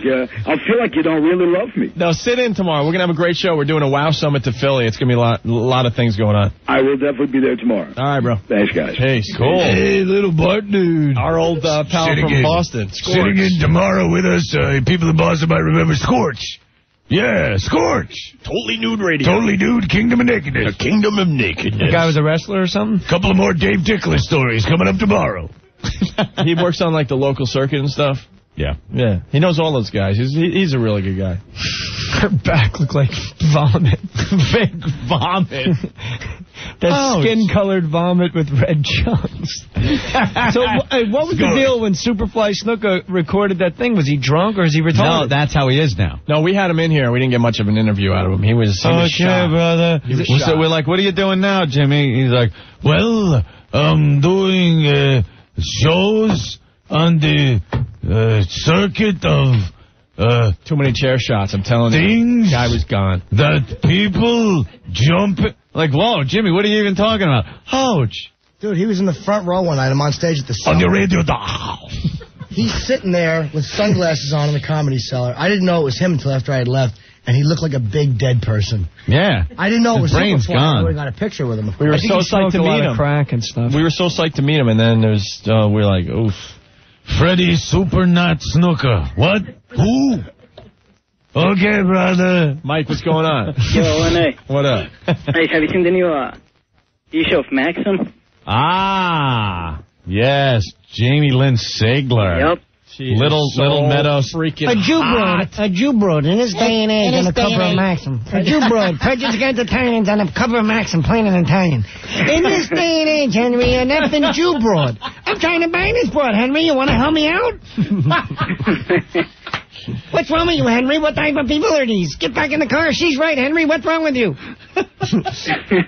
We're trying to get her on the show. Her brother's a fan of the show. And she's in the city today, too. But yeah, hot, man. Where's the brother?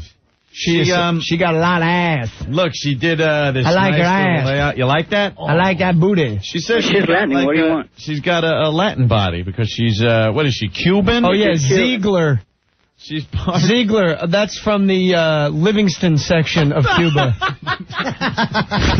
are you talking about, honey? Cuban. You're straight Jew. What are you talking? She's a heathen. She's got some Cuban blood. Cuban in her. What is that? Let me see, because I know.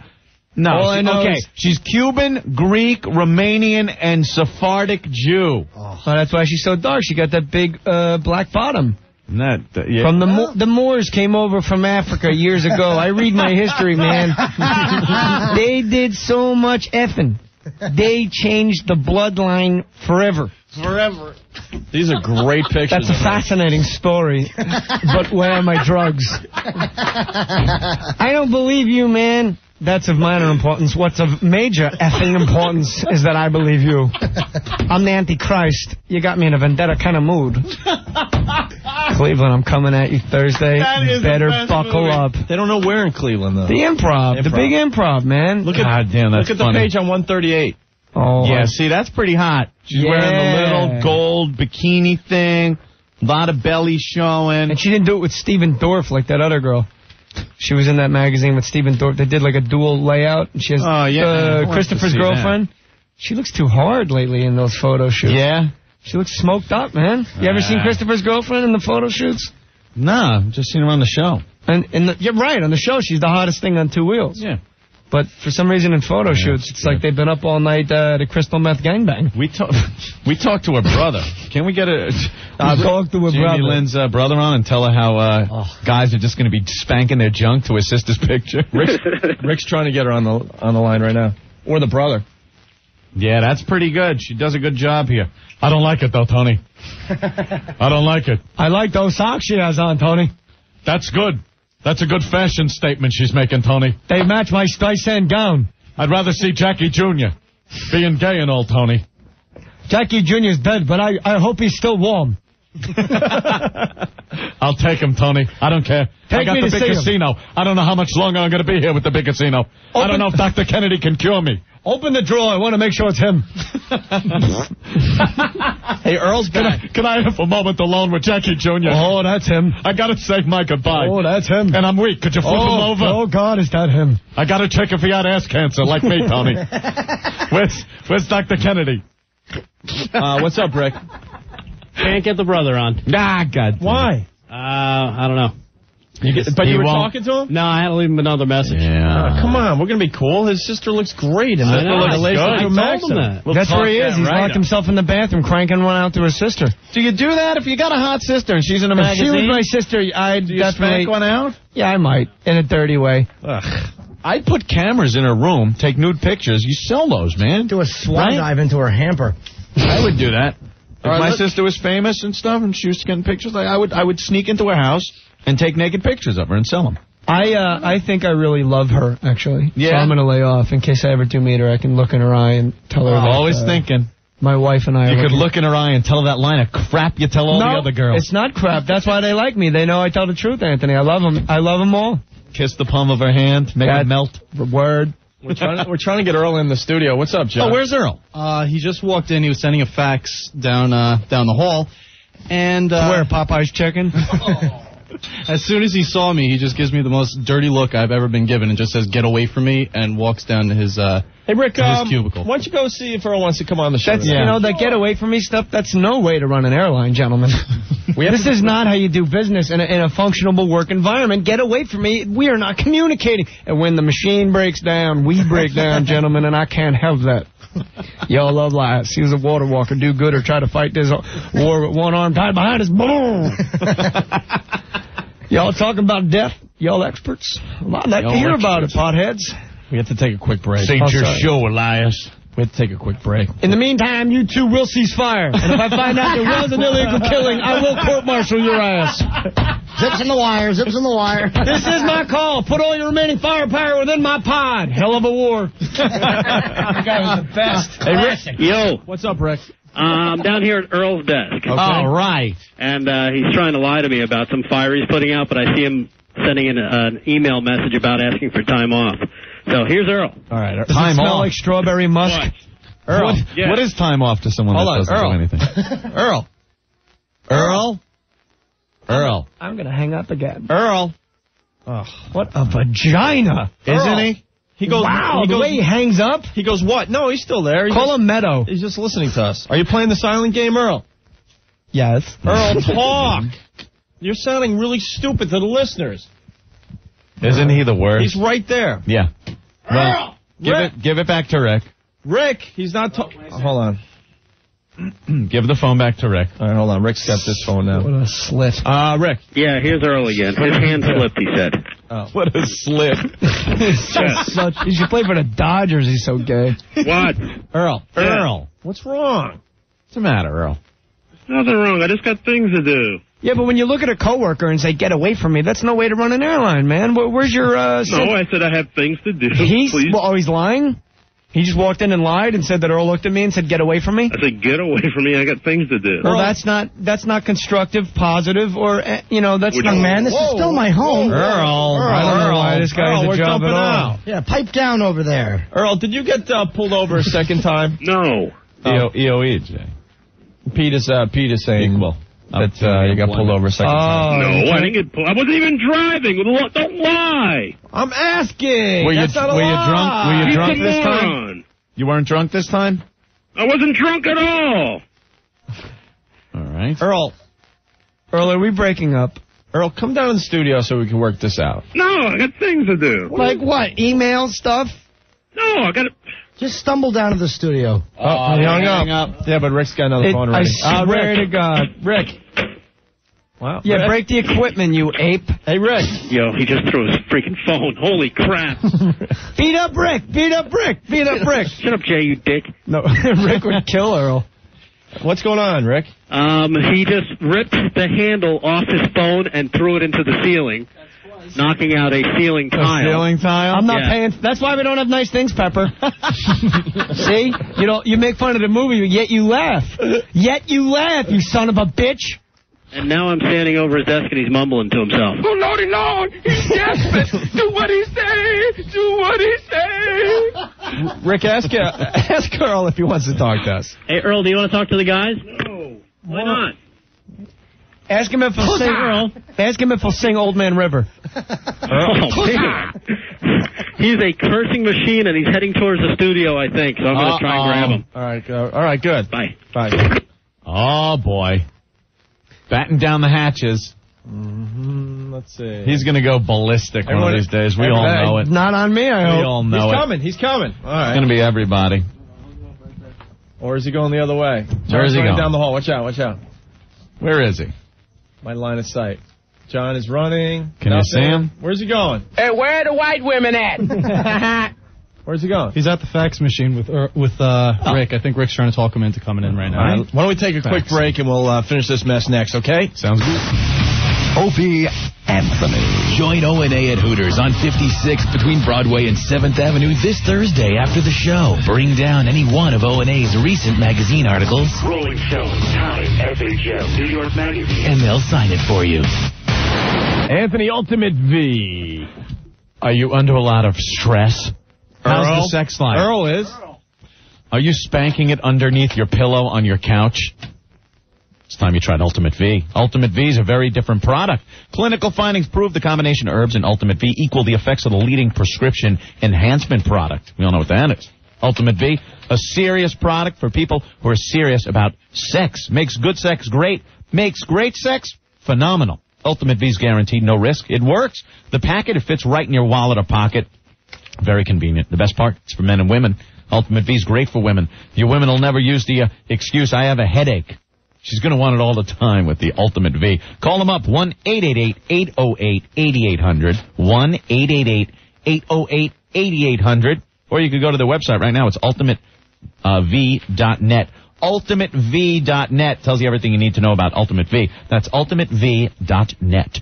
Opie and Anthony, 102.7 WNEW. And we're back with the O&A show.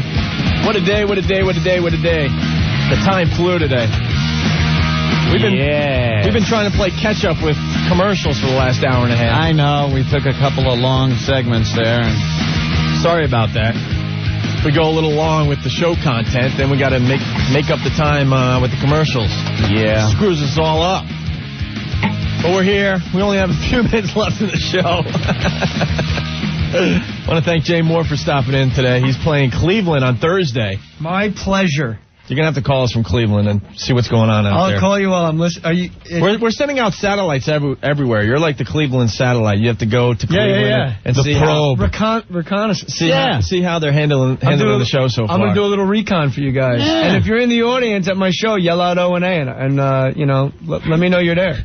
I like to know where I'm drawing from. Especially if you're hot and have big boobs. Absolutely. Hey, Meadows Brothers on the line.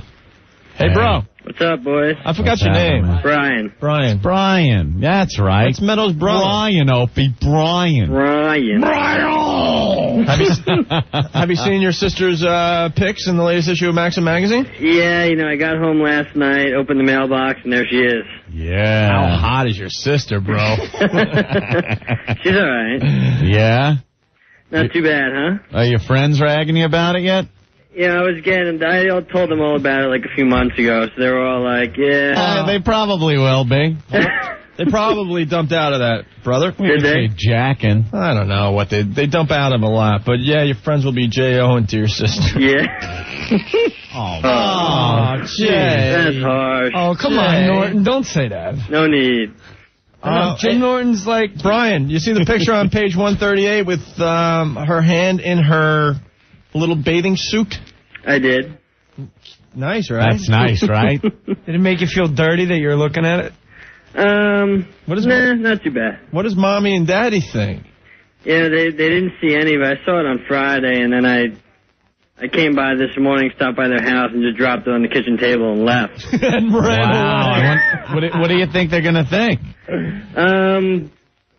They'll probably look for the artistic content in the pictures more so than anything else. She has nothing to be ashamed of. She looks great in these pictures. She says in the article she has faith in God, and this, God gave her the body. I say she's the best. Yeah, she's doing what she can. Is she a good chick, man? She a good girl? She's a great girl. Yeah, we've had her on. She's great. Here's a quote, Brian. Okay. My shirt fell down and I wasn't wearing a bra, so basically I gave these kids their first shot of boobs. Wow. Hot, right? I think that was when she was like 14, though. Yeah, even hotter. 14. Even hotter, Bill O'Reilly.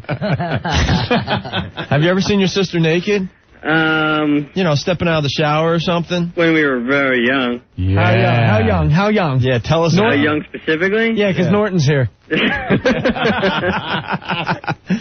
don't know, maybe like 5, 6 years old. That's a little too young for you. You knew Norton, huh? Yeah. Not really, no. No, not for Norton. Hey, Norton Brian, doesn't care. I figure my second wife right now is in 5th grade. Brian, you got to get your sister to call us, all right? Yeah, that's why I was calling Rick. So I just spoke to her, so I probably should give you a call tomorrow. She's a big star now, but you can't forget the times we've had on this fine radio show. Oh, no, she won't. Trust me, she won't. She knows that we love her, right? Absolutely. All right, cool. In more ways than one. How fast did they get rid of that gay guy they hired to play her boyfriend? That was pretty impressive. The black guy? Oh, yeah. He was so gay, I wouldn't have noticed if he was green. He's like, Meadow, we seriously have to see other people. Whee! I'm dripping from my bottom. She's like, you're dumping me? Oh, well, Meadow, I just like this thing called a car. A car. Hey, Brian. Yeah. We think we might have seen your sister showering. Oh, really? You think so? Yeah. Where was that? Well, can we... there's an apartment sort of near us. Don't wreck it. Yeah. And, There's no windows in her bathroom, though. Oh, she's not one with windows in her bathroom? Okay. Nah, sorry to ruin the fantasy, though. Yeah, because we saw one girl showering, and it could have been her. That had a very similar silhouette. Yeah. You know, through the glass. Mm-hmm. Yeah. Same round ass. All right. Dare to dream. All right, Brian, your sister looks great on the cover of Maxim, and get her to call us, okay? I will.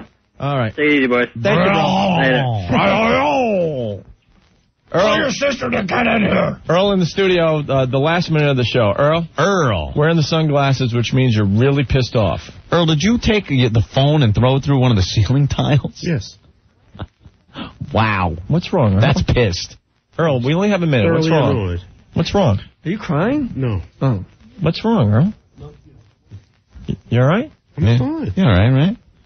You want a beer? No. No? Scotch? No. Vodka? No. Oh, I saw a little smile. Take off your glasses. Jägermeister? No. Come on, Tony. Jello shots? White girl? No. Tony Gwynn rookie card?